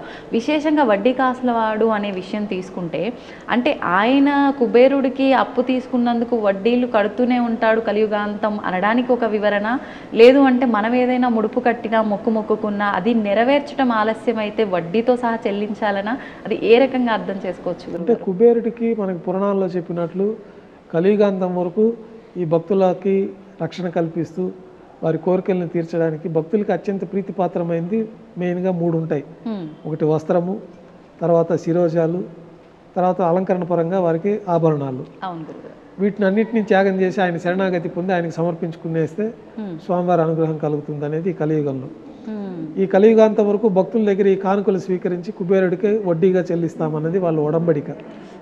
స్వామివారు అర్చావతార స్వరూపంలో ఇక్కడ శిలా స్వరూపం అయిపోయారు పద్మావతి పండిన అనంతరం. స్వామివారు వైకుంఠం నుంచి భూలోకానికి వచ్చిన తర్వాత మానవుడిలాగా అయిపోయి శ్రీనివాసుడిగా మారిపోతారు. శ్రీ మహావిష్ణువు అనే పేరు ఉండడు, శ్రీనివాసుడిగా నామకరణం చేస్తారు. ఒకలమాత పేరే ఉండదు స్వామికి, మానవ రూపంలో భూలోకానికి వచ్చేసారు కాబట్టి. ఆ శ్రీనివాసుడు అంటే లక్ష్మీ నివాసుడు, లక్ష్మి ఆయన దగ్గరే ఉంటుంది. ఆయన వచ్చి ఈ భూలోకంలో కళ్యాణం చేసుకోవాలనుకున్నప్పుడు ధనం అవసరం అవుతుంది. కుబేరుడు వద్ద అప్పుగా తీసుకుంటారు. ఒకలమాతాదేవి వారి ద్వారా అప్పుగా తీసుకొని అంగరంగ వైభవంగా ఆకాశ మహారాజు పుత్రికగా మనకి పద్మావతి అమ్మవారు ఉన్నారు, వారి ద్వారా ఈ యొక్క కళ్యాణం జరుగుతుంది. ఈ కళ్యాణంలో తీసుకున్న అప్పు కోసం అని చెప్పి కలియుగాంతం వరకు వచ్చే వడ్డీని వడ్డీగా చెల్లిస్తారని ఒక ఒడంబడిక ఉన్నట్టు మనకి పురాణాలు తెలుస్తుంది. ఆ యొక్క దీనిపైన కూడా వడ్డీ కాసులు వాడ అని పేరు వచ్చింది. అట్లాగే భక్తులు కూడా వాళ్ళు స్వామివారికి ఇప్పుడు మీరు ఒక 100 రూపాయలు మీకు సమర్పించుకుంటానంటారు, ఆ టైంకి సమర్పించుకోలేకపోతే దానికి అదనంగా మరికొంత నగదును చేర్చి అపరాధ రుసుం కింద వడ్డీ కాసుల కింద దాన్ని చేర్చుకొని సమర్పించడం అనేది జరుగుతూ ఉంటుంది. అంటే చేర్చడం మనకు తోచినంత చేర్చొచ్చు అంటారు, తోచినంత దాన్ని. అట్లాగే ముడుపులు కట్టుకోవడం అనేది కూడా ఉంటుంది. వాళ్ళ ఒక కామ్యం కోసం, ఒక కోరిక కోసం స్వామివారికి ఒక పవిత్రమైన రోజున, ఒక శుభదినం రోజు వాళ్ళు ఏదో స్వామివారి ఇంట్లో ప్రార్థన చేసుకొని వాళ్ళ కుటుంబం అంతా ఒక కోరిక కోరుకోవడం, దాన్ని ఒక పసుపు బట్టలో పవిత్రంగా ఒక నగదు రూపంలో బిళ్ళలుగా రూపాయలు 5 రూపాయలు కాయిన్స్ దాంట్లో ముడుపు కట్టి ఆ ముడుపును అట్లాగే పూజ రూమ్లో ఉంటుంది. పవిత్రంగా వాళ్ళకి కోరిక అంతా తీరిపోయి స్వామివారి అనుగ్రహం తేట పిలుపు వచ్చినప్పుడు ఆ ముడుపు తీసుకొని ఇంకా కొంతమంది గ్రామంలో మిగతా భక్తులు కూడా రాలేని వాళ్ళ దగ్గర కూడా ఈ గ్రామంలో తిరుగుతారు. తిరుమల వెళ్తున్నాము అని ఒక పసుపు పెట్టుకొని ఆ హుండీలో ముడుపులు సమర్పించుకున్న వాళ్ళు రాలేకపోయి వాళ్ళు కూడా వాళ్ళ దగ్గర నుంచి తీసుకొని వాళ్ళందరి తరఫున తిరుమలకు వచ్చి స్వామివారికి సమర్పించే విధానం కూడా ఉంది. ఇదంతా ప్రాచీన సాంప్రదాయాలు. ఇప్పుడు కూడా కొన్ని గ్రామాల్లో ఆ సాంప్రదాయాన్ని పాటిస్తూ ఉంటారు. గతంలో తిరుమల క్షేత్రం అంతా కూడా అడవిలో ఉండేది. క్రూరమైన మృగాలు, మంచి దట్టమైన అడవి ప్రాంతంలో ఈ దేవాలయం ఉండేది. మొట్టమొదట మనకి ఆది కలియుగంలో అక్కడ ఆవిర్భవించినప్పుడు స్వామివారికి విశ్వకర్మే వచ్చి ఈ దేవాలయాన్ని మణులు మాణిక్యాలు బంగారంతో నిర్మాణం చేసినట్టు మనకి పురాణాలు. తర్వాత యుగాలు అంతమైనప్పుడు ఇవంతా భూముల్లో కలిసిపోవడం, తర్వాత స్వామివారి శిలాస్వరూపం మాత్రం అట్లాగే ఉండడం, ఆ శిలాస్వరూపాన్ని మనకి స్వప్నంలో కనిపించే స్వామివారి ఆవిర్భంపు చేసుకోవడం, తిరిగి మనం ఆలయ నిర్మాణం చేసుకోవడం. ఈ కలియుగం ప్రారంభంలో కూడా 3-4 శతాబ్దాల తర్వాత, అంతకుముందు ఆది మానవులుగా మనకి జ్ఞానం ఏమి ఉండదు. తర్వాత కొంతకాలం జరిగినాక మనం మానవ స్వరూపం పూర్తిగా రావడము, తర్వాత యోగ దృష్టితోటి పెద్దల ద్వారా, ఋషుల ద్వారా, గురువుల ద్వారా మనకి కొన్ని విషయాలు, ఈ పంచాంగ విషయాలు వారికి యోగ దృష్టితో ఇవన్నీ గతంలో జరిగినవన్నీ వాళ్ళు తెలుసుకోవడము, వాళ్ళందరూ గ్రంథాల రూపంలో మనకు అందించడము, మనం దాన్ని పరిశీలించి ఇవి పాత జరిగిన విషయాలని మనం తెలుసుకోవడం జరుగుతుంది. ఆ విధంగా కలియుగంలో స్వామివారికి 3-4 శతాబ్దాల నుంచి ఆలయ నిర్మాణం జరిగింది. గోపీనాథ్ దీక్షితుల వారు కనుగొన్నప్పుడు చిన్న పందిరి ఆచ్ఛాదనగా ఏర్పాటు చేసి స్వామివారిని ప్రతిష్ఠించడం, తర్వాత రాజులకంతా స్వప్నంలో కనపడడం, వారికి కోరికలు తీరిన తర్వాత ఇక్కడ వచ్చి దర్శించుకోవడం, దేవాలయం నిర్మాణం చేయించడం, తర్వాత భక్తులందరూ కూడా ఆభరణాలు చేయించడం, ఇవన్నీ దశల వారీగా వచ్చి ఇప్పుడు మనం 14వ శతాబ్దం వరకు జరిగిన నిర్మాణాన్ని మనం దర్శించుకుంటూ ఉన్నాం. 14వ శతాబ్దం తర్వాత 4 మాడ వీధులంతా కూడా విస్తరణ అయింది లేటెస్ట్గా. దానికి ముందు ఈ చుట్టుపక్కలంతా కూడా నివాస గృహాలు ఉండేవి. ఆ నివాస గృహాలన్నీ కూడా భక్తుల కోసం అని చెప్పి వారందరికీ దూరంగా బాలాజీ నగర్లో ఇవ్వడము, ఇక్కడంతా కూడా విశాలంగా ఏర్పాటు చేసి బ్రహ్మోత్సవాల్లో మిగతా సమయాల్లో భక్తులందరూ కూడా 4 వీధుల్లో ఉత్సవం తిలకించే విధంగా ఏర్పాట్లన్నీ అవన్నీ కూడా మనకి రూపాంతరం చెంది ఇప్పుడు ఇట్లా మనం దర్శించుకుంటూ ఉన్నాం తిరుమల ఆలయంలో. ఇప్పుడు ముడుపు విశేషం గురించి చెప్పారు గురుగారు. కొంతమంది భక్తులు వాళ్ళ కామ్యం ప్రకారం ముడుపు కట్టి కోరిక నెరవేరినప్పటికీ ముడుపుని ఆలస్యం గనక చేస్తే స్వామి శిక్షిస్తాడా?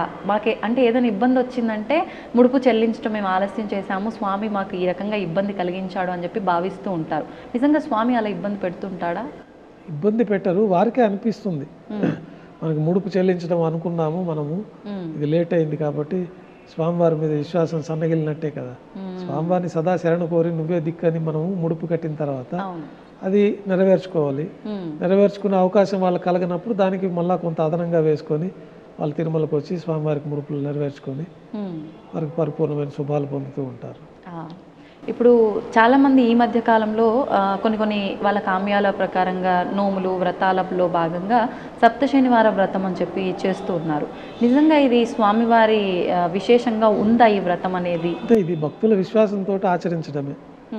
సత్యనారాయణ స్వామి వ్రతము అనేది ఆ విధంగా వెంకటేశ్వర స్వామికి ప్రత్యేకంగా వ్రతం అనేది ఇటీవల కాలంలో కొంతమంది దాన్ని ఆచరించడము, దానివల్ల సత్ఫలితాలు స్వామివారి అనుగ్రహం కలగడము, ఏ రూపంలో అయినా స్వామివారిని శరణాగతి పొందడమే ప్రధానంగా మనకి ఆగమ శాస్త్రంలో చెప్పింది. ఆ శరణాగతి రకరకాల రూపాల్లో స్వామివారిని సేవించుకుంటూ ఉంటారు. ఇట్లాగైతే ఈ వ్రతాన్ని ఒకటి ఏర్పాటు చేసిన దానివల్ల నియమనిష్టలతోటి మామూలు రోజుల కంటే ఇంకా భక్తి శ్రద్ధలతోటి ఆ యొక్క దీక్ష తీసుకొని వాళ్ళు సప్త శనివారాలను కొంతమంది మండలం రోజు స్వామివారిని ఆరాధించుకుంటూ గోవిందమాలను వేసుకునే ఇది కూడా ఇటీవల ప్రారంభమైంది. గోవిందమాల కూడా వేసుకుని వైకుంఠ ఏకాదశికి పూర్తయ్యే విధంగా కొంతమంది భక్తులు తమిళనాడు ఆ ప్రాంతాల్లో అంతా కూడా తిరుమల శనివారాలు అని చెప్పి ఈ శ్రవణ మాసంలో ఈ తిరుమల శనివారాల్లో స్వామివారు ఇక్కడ ఆవిర్భవించారు కాబట్టి ఆ మాసానికే ప్రత్యేకంగా తిరుమల శనివారాలు అని చెప్పి వాళ్ళు ఆ 4 శనివారాలు లక్షలాది మంది భక్తులు తమిళనాడు నుంచి నడుచుకొని వస్తారు.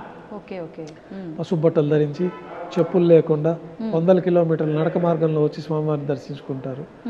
అట్లాగే గోవిందమాల వేసుకొని కొంతమంది ఆ రకంగా భక్తులు శ్రద్ధాభక్తులతో స్వామివారి శరణాగతి పొందుతారు. ఈ తిరుమల శనివారాలు అని చెప్పి ఇటీవల కాలంలో ఈ యొక్క విధానంలో కూడా స్వామివారి అనుగ్రహాన్ని పొందుతూ ఉన్నారు. తిరుమల శనివారాలు ఇటీవల వచ్చింది.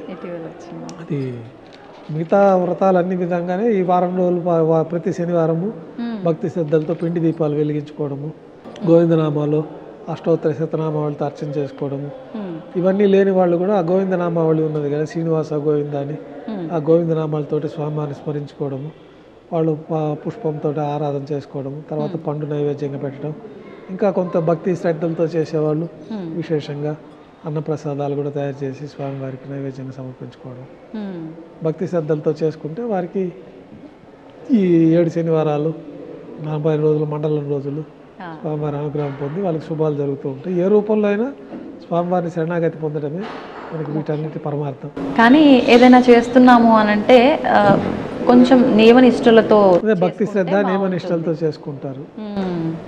గురువుగారు ఇప్పుడు ముడుపుల గురించి మాట్లాడుకున్నాము, మొక్కుల గురించి మాట్లాడుకున్నాం. కొంతమంది ముడుపులు ఈ మొక్కులు మర్చిపోతుంటారు. ఏదో ఆపద వచ్చిందని చెప్పి మొక్కుకుంటారు. ఆపద తీరిన వెంటనే అంటే మర్చిపోవాలని కాకపోయినా ఏదో రకంగా మర్చిపోతూ ఉంటారు. కొన్నిసార్లు స్వామి కలలో వచ్చి చెప్తాడు అని అంటుంటారు. కొన్నిసార్లు ఎవరి రూపంలో వచ్చి ఒక హింట్ ఇస్తుంటాడు అంటారు. అది ఎంతవరకు వాస్తవం అంటారు? వాస్తవంగానే జరుగుతుంది. చాలా మంది భక్తులకు అనుభవాలు అయ్యి ఉంటాయి. అవి వారు ముడుపు ఏదో చెల్లిస్తామనుకొని వాడు మొక్కుదలు చెల్లించుకోవడంలో ఆలస్యం అవడము, తర్వాత స్వామివారికి ఏదో ఒక రూపంలో వారికి ఈ ముడుపు చెల్లించలేదు కాబట్టి కొంచెం వారికి సమయం సరిగ్గా ఉండకపోవడము, కొన్ని ఉపద్రవాలు ఎదుర్కోవడము, స్వామివారికి ముడుపు మర్చిపోయాం కాబట్టి నిర్లక్ష్యం చేసినట్టే కదా. దానికి మళ్ళా ప్రతిగా వాళ్ళు కొంత వచ్చి స్వామివారి అనుగ్రహం చేత ఆ ముడుపు చెల్లించుకుంటే మళ్ళా సకల శుభాలు కలగడం జరుగుతూ ఉంటాయి. ఇప్పుడు అంటే నిలువు దోపిడీ అంటుంటారు. ఏదైనా మొక్కుకుంటే స్వామికి మనం మర్చిపోయి ఎప్పటికీ ఆ మొక్కు చెల్లించకపోతే స్వామివారే అలా కొన్నిసార్లు ఏదో రూపంలో దాన్ని తీసుకుంటాడు అంటుంటారు. లేదు కొన్నిసార్లు మనం నిలువు దోపిడీ ఇస్తాము అని చెప్పి ఎవరైనా వాళ్ళ కామ్యం ప్రకారంగా మొక్కుకుంటే, ఆపదలో మొక్కుకుంటే వాళ్ళ ఒంటి మీద ఉన్న ఆ సమయంలో ఉన్న ప్రతి ఒక్క ఆభరణము ఇవ్వాల్సిందేనా? అసలు నిలువు దోపిడీ విధానం ఏంటి గురుగారు? అంటే వాళ్ళు ప్రార్థన చేసి వాళ్ళు కష్టం తీవ్రతను బట్టి వాళ్ళు మొక్కుకుంటారు. సాధారణంగా నిలువు దోపిడీ అనేది అందరూ చేసుకోరు. బాగా తీవ్రమైన ఇబ్బందులు ఉన్నప్పుడు ఇంకా స్వామివారే రక్షణ శరణాగతి, ఇంకా వేరే మార్గం లేదు, ఆయన కాపాడకపోతే ఈ పరిస్థితుల్లో నుంచి గట్టి ఎక్కలేమన్న భావన ఉన్నప్పుడు కొంతమంది నిలువు దోపిడీ అనే మొక్కుదల మొక్కుకుంటారు.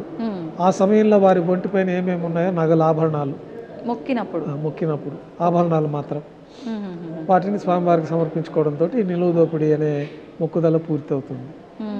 అట్లాంటప్పుడు మాంగళ్యం కూడా వాడికి ఆ సదాసమం ఉంటుంది. వాళ్ళకి పెళ్లి అయిన వాళ్ళకి, పెళ్లి కాని వాళ్ళకి ఏముందో అది వేసుకుంటారు, చైన్లు, ఉంగరాలు.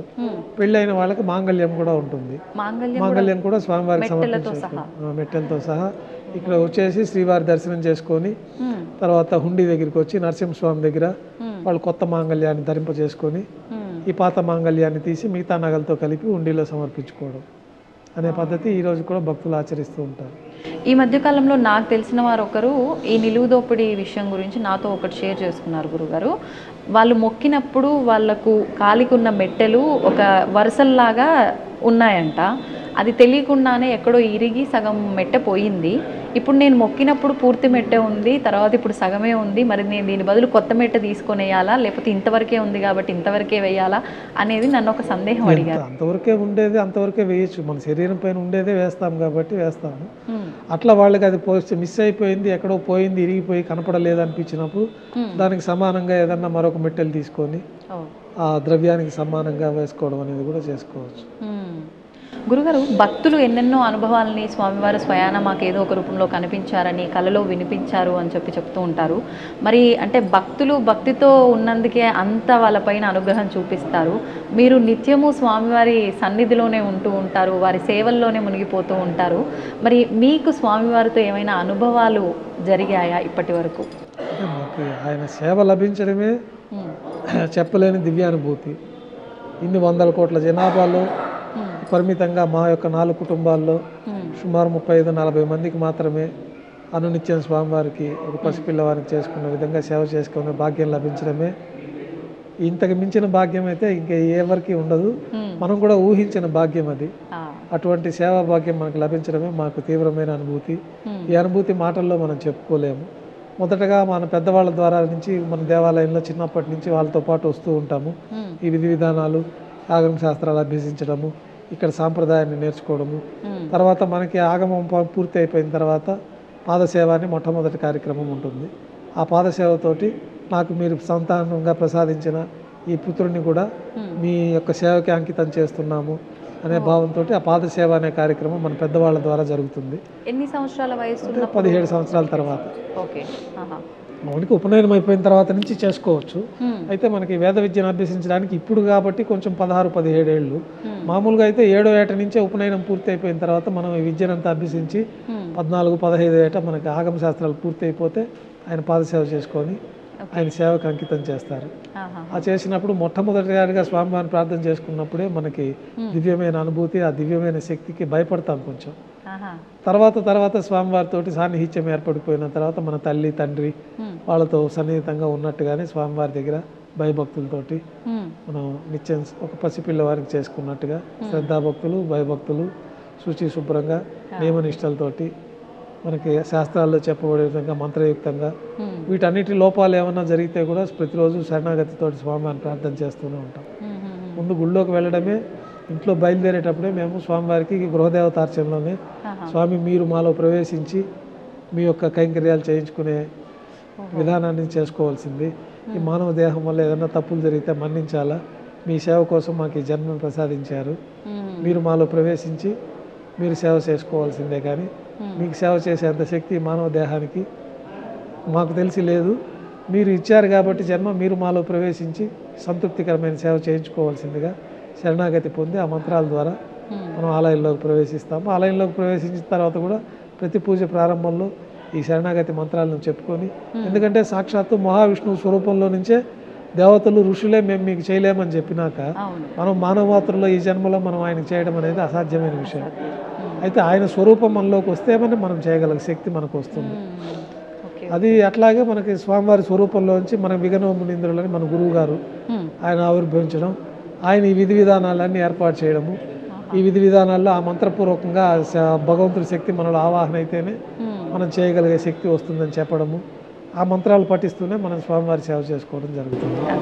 గురుగారు, శరణాగతి అనే ఒక పదాన్ని మీరు చాలాసార్లు వాడడం జరిగింది. అసలు నిజమైన శరణాగతి అంటే ఏంటి? ఏ రకంగా చూపించాలి భగవంతుడి దగ్గర? అంటే అన్నీ వదిలేసి మన పనే దైవంగా భావించాలి, ఫలితాన్ని స్వామివారికి వదిలేయాలి. ఏది మంచి జరిగినా చెడు జరిగినా స్వామివారి నిర్ణయం ప్రకారమే జరుగుతుంది. అన్నిటికీ ఆ స్వామి జరిపిస్తూ ఉన్నారు. ఆయన పాదాలే శరణము, ఇంక వేరే దిక్కు లేదు. ఏమన్నా మీరే మమ్మల్ని ఏదన్నా ఈ జీవితాన్ని కడతేర్చి మోక్ష మార్గం, చివరికి కావాల్సింది ప్రతి ఒక్కరికి మోక్షము. ఈ దానికి సంబంధించి మానవ జీవితంలో కొన్ని బాధ్యతలు ఉంటాయి, కొన్ని ఆశలు ఉంటాయి, కొన్ని ఇవన్నీ నెరవేర్చాల్సిందిగా స్వామివారిని శరణాగతి పొందుతూ ఉంటారు. వారికి జాతకరీత్యా కానీ స్వామివారి అనుగ్రహం చేత కానీ ప్రత్యేకమైన సౌలభ్యాలు, ప్రత్యేకమైన వాళ్ళకి ధన సంపాదన మార్గాలు, ఇతర గృహ సంపాదన మార్గాలు, వివాహకరం చేయాల్సిన వారికి వివాహము, సంతానం కావాల్సిన వాళ్ళకి సంతానము, ఇవన్నీ స్వామివారిని శరణాగతి పొంది స్వామివారి యొక్క అనుగ్రహం పొంది ఇవన్నీ జరుగుతాయని బాగా నమ్మే వాళ్ళకి తప్పకుండా విశ్వాసంతో స్వామివారిని కొలిచి ప్రార్థన చేస్తే పరిపూర్ణంగా విశ్వాసం నెరవేరుతుంది. గురుగారు, ఇప్పుడు మార్గశిర మాసంలో ఎక్కువగా స్వామి ఆరాధన విశేషంగా చేస్తూ ఉంటారు. ఎక్కువగా ఇబ్బందుల్లో ఉన్న వాళ్ళకి ఏ రకంగా అయితే, అంటే క్షేత్ర దర్శనాలు ఇవన్నీ పక్కన పెడితే వాళ్ళకు వాళ్ళు స్వయాన స్వామికి ఏ రకంగా ఆరాధన చేసుకుంటే బాగుంటుందంటారు? ఇంట్లో మన గృహదేవతార్చనలో చేసుకోవచ్చు. ప్రతిరోజు క్షేత్రాలకే వచ్చి ఆరాధన చేయాల్సిన నియమం ఎక్కడ మనకు ఆగమ శాస్త్రంలో కూడా చెప్పలేదు. గృహదేవతను మన తదాశరణ కోడి మన ఈ స్వరూపాన్ని పెట్టుకొని వాళ్ళ కులదేవతలు ఉంటారు. కొంతమందికి శివుడు ఉంటారు, కొంతమందికి విష్ణువు ఉంటారు, కొంతమందికి సుబ్రహ్మణ్య స్వామి అంటారు, కొంతమందికి కాళీ అంటారు, కొంతమంది గ్రామ దేవతలు ఉంటారు, కొంతమందికి కృష్ణుడే మూలంగా ప్రధానంగా చేసుకుంటూ ఉంటారు. వారి కులదేవతనికి వాళ్ళు శ్రద్ధాభక్తులతో చేసుకోవడం వల్లనే పరిపూర్ణమైన ఫలితాలు ఉంటాయి. క్షేత్ర దర్శనం వల్ల మరింతగా అదన ఫలితాలు ఉంటాయి. ఇప్పుడు ఎక్కువగా ఆలయంలో కాస్త క్యూ లైన్లో ఎక్కువసేపు ఉండాల్సి వచ్చినా, ఏ రకంగా ఉన్నా కూడా ఆ క్షేత్రంలో ఎంటర్ అయిన దగ్గర నుంచి ఇంటికి వెళ్ళే వరకు గోవిందా గోవిందా అనే నామమే ఎక్కువగా వినిపిస్తూ ఉంటుంది ప్రతి ఒక్కరి నోట్ల.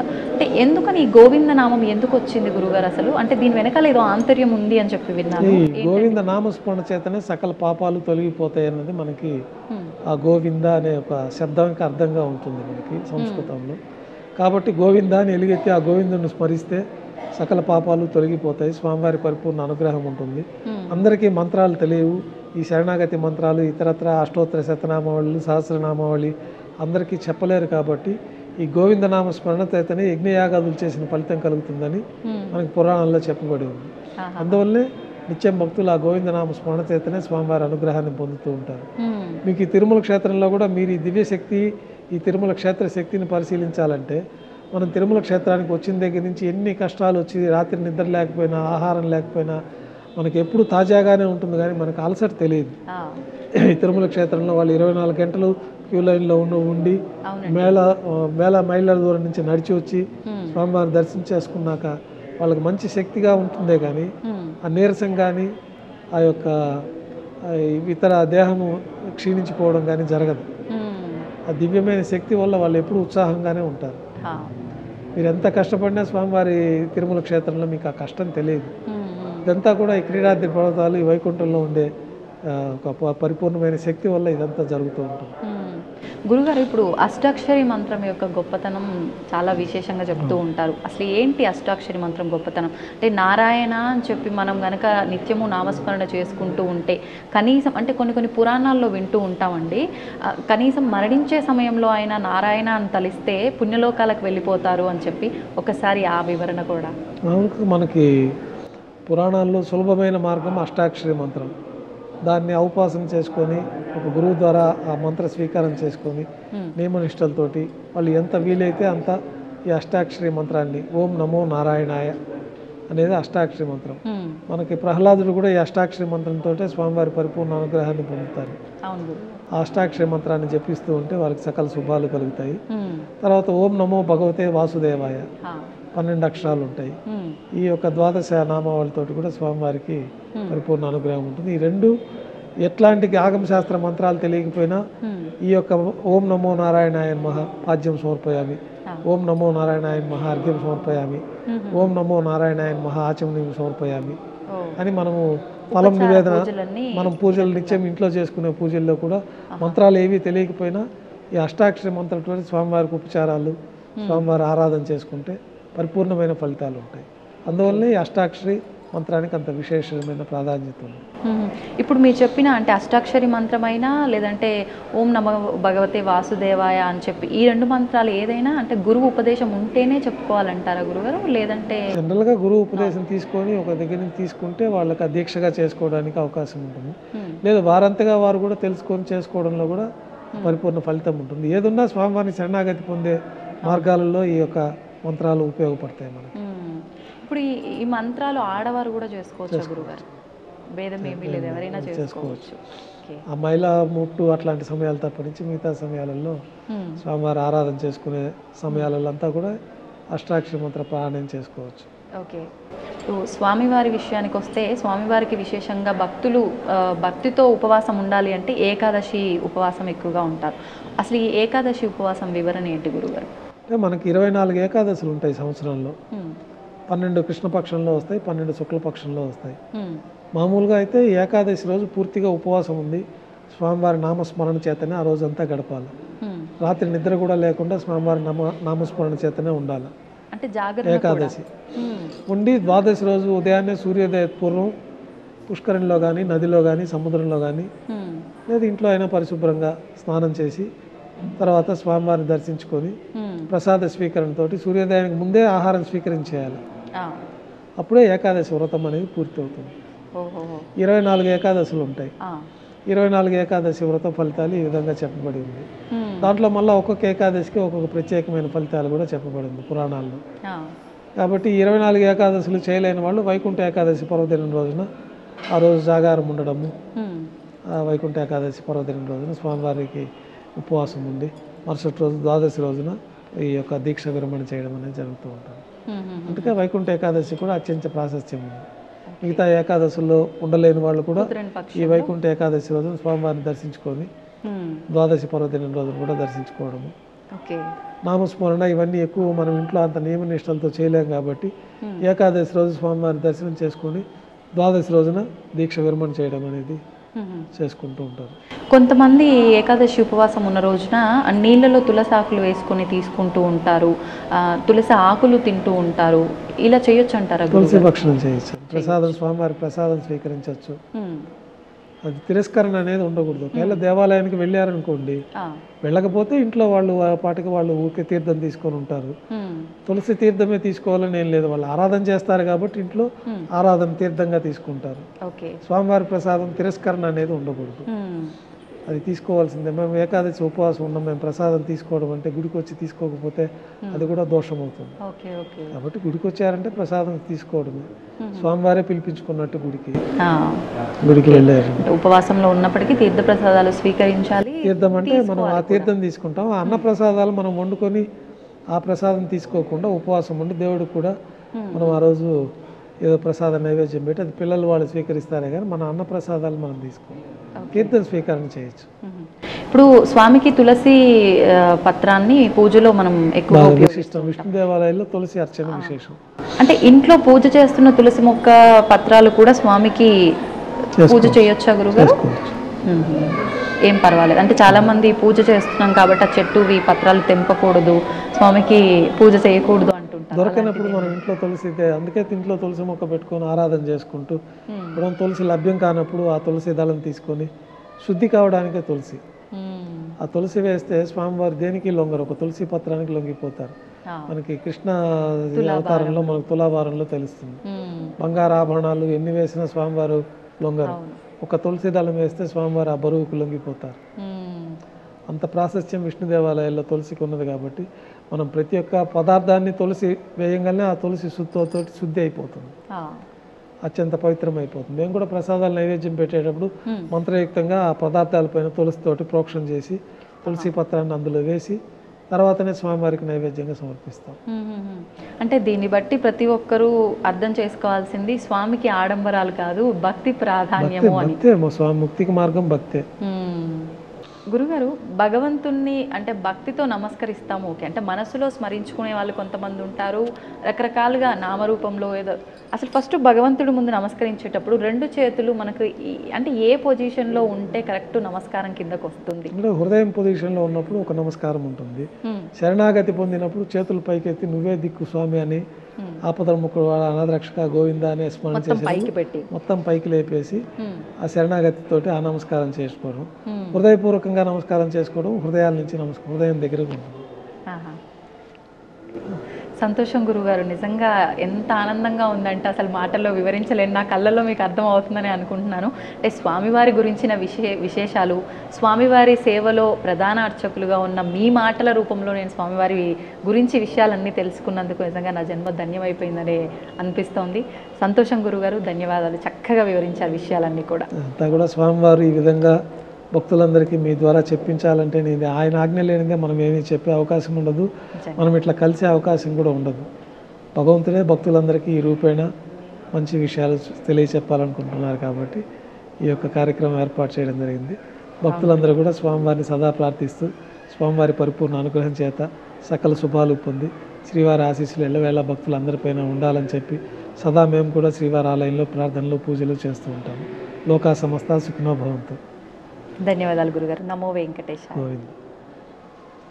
And for more videos, please subscribe to iDream. Please subscribe to iDream. Please subscribe iDream. And please subscribe to iDream.